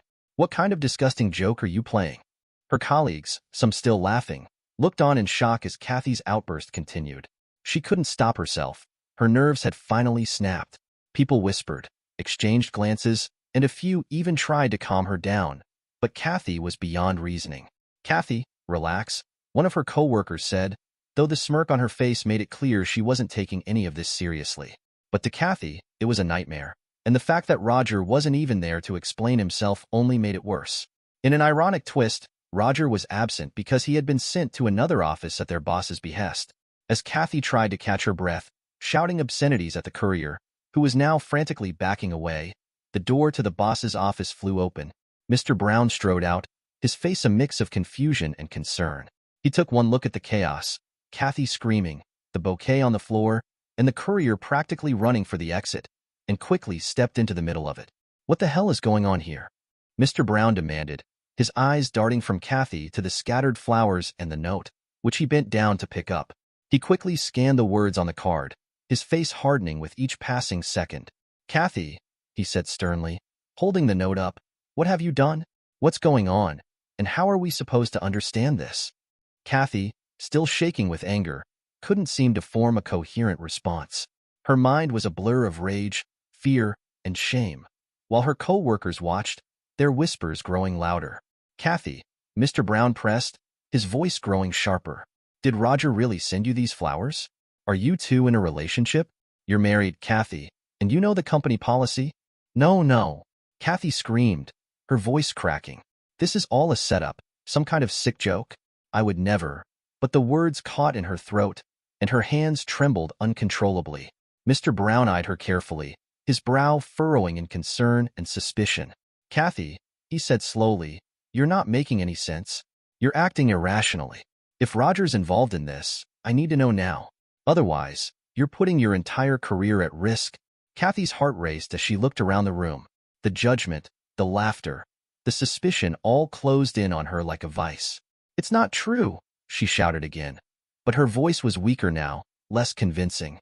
I don't know what's happening. Someone is trying to ruin me."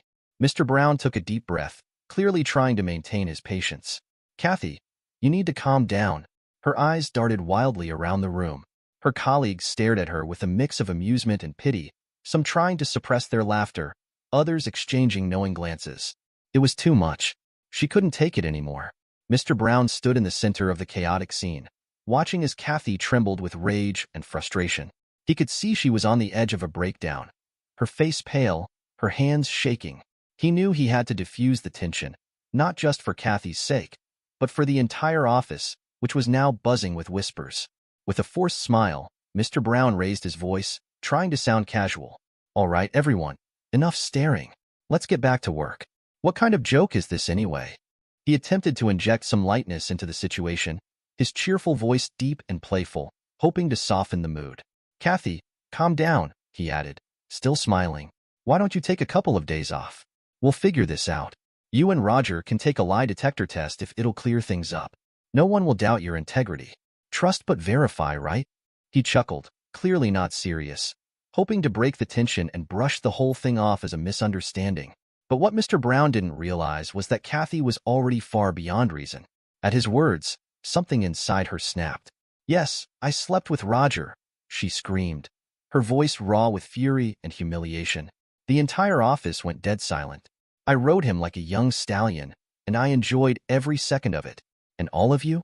You're just a bunch of miserable, nosy scumsucker trying to stick your noses into someone else's life. Gasps echoed through the room, and people exchanged wide-eyed looks. Kathy's face flushed as she realized what she had just said, but the dam had already burst. Tears welled up in her eyes as she grabbed her purse in a wild rush and ran toward the door, her sobs filling the otherwise silent office. As Kathy stormed out, she collided with Roger, who had just returned from his assignment. He was clueless about what had just transpired, his usual confident posture faltering when he saw the state Kathy was in. "Tell them, Roger," Kathy shouted, her voice thick with emotion. "Tell them how we were tumbling around at your place. They're all dying to know the details because their lives are boring and gray. Stuck in this office." Roger froze, his face draining of color. His knees trembled slightly as he struggled to comprehend what was happening.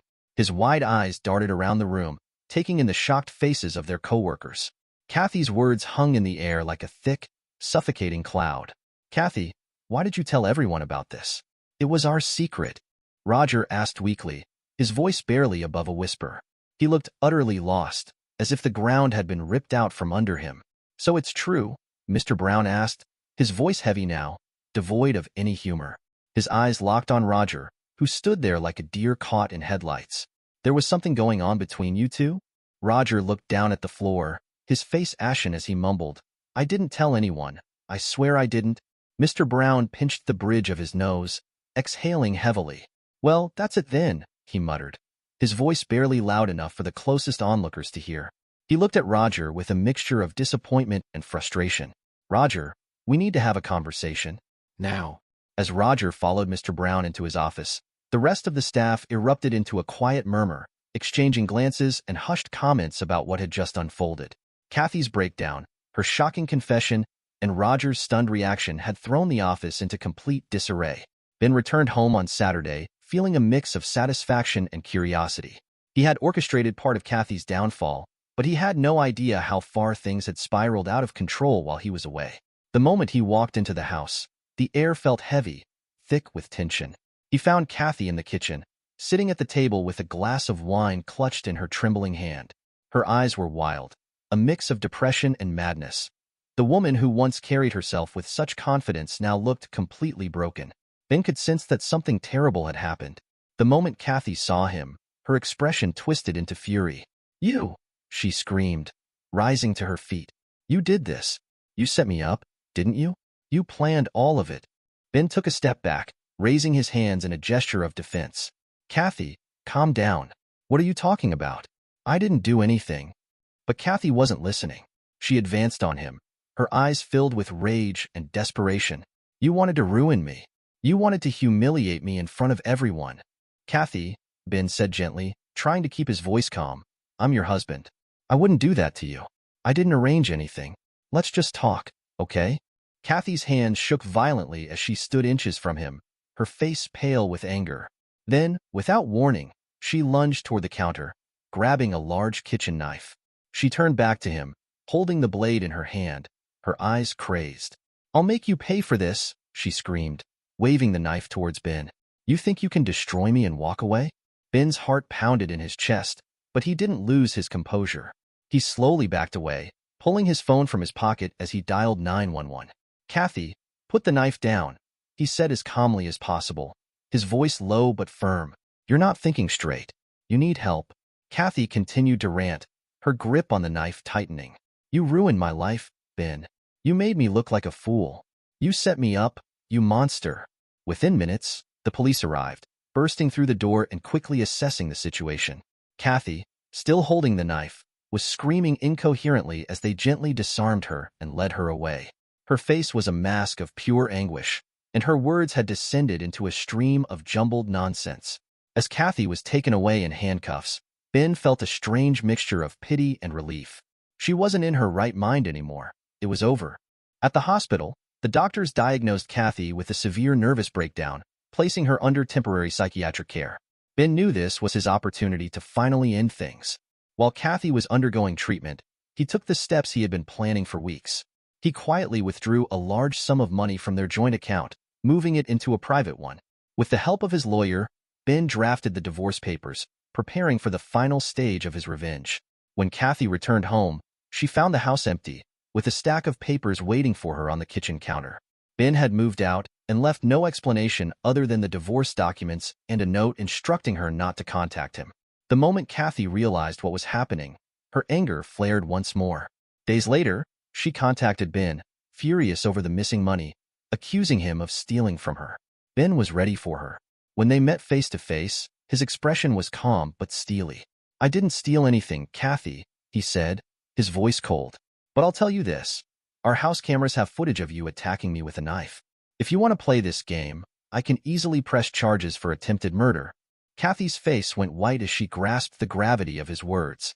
Ben stepped closer, his tone dripping with icy resolve. "You've gone crazy, Kathy. You did all of this yourself. I tried to live like you wanted, like nothing had happened, but you destroyed it with your lies and your insanity." Kathy's anger turned to panic, but she knew Ben had her cornered. You can't do this," she whispered, her voice shaky. "Oh, I can," Ben replied, his voice steady. "And I already have.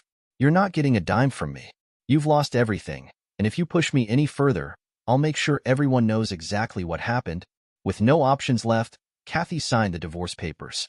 She lost her job, her reputation was ruined, and Roger was fired as well. Their office scandal had spread like wildfire. Meanwhile, Ben walked away free from the nightmare Kathy had created, his revenge complete. This was Ben's harsh, calculated revenge. He had been patient, had played the role, and now Kathy's own actions had brought about her downfall. The thrill of victory coursed through him as he realized he had finally escaped the chaos she had wrought and reclaimed control over his life. Dear listeners, please share your thoughts in the comments section below and don't forget to like, share, and subscribe.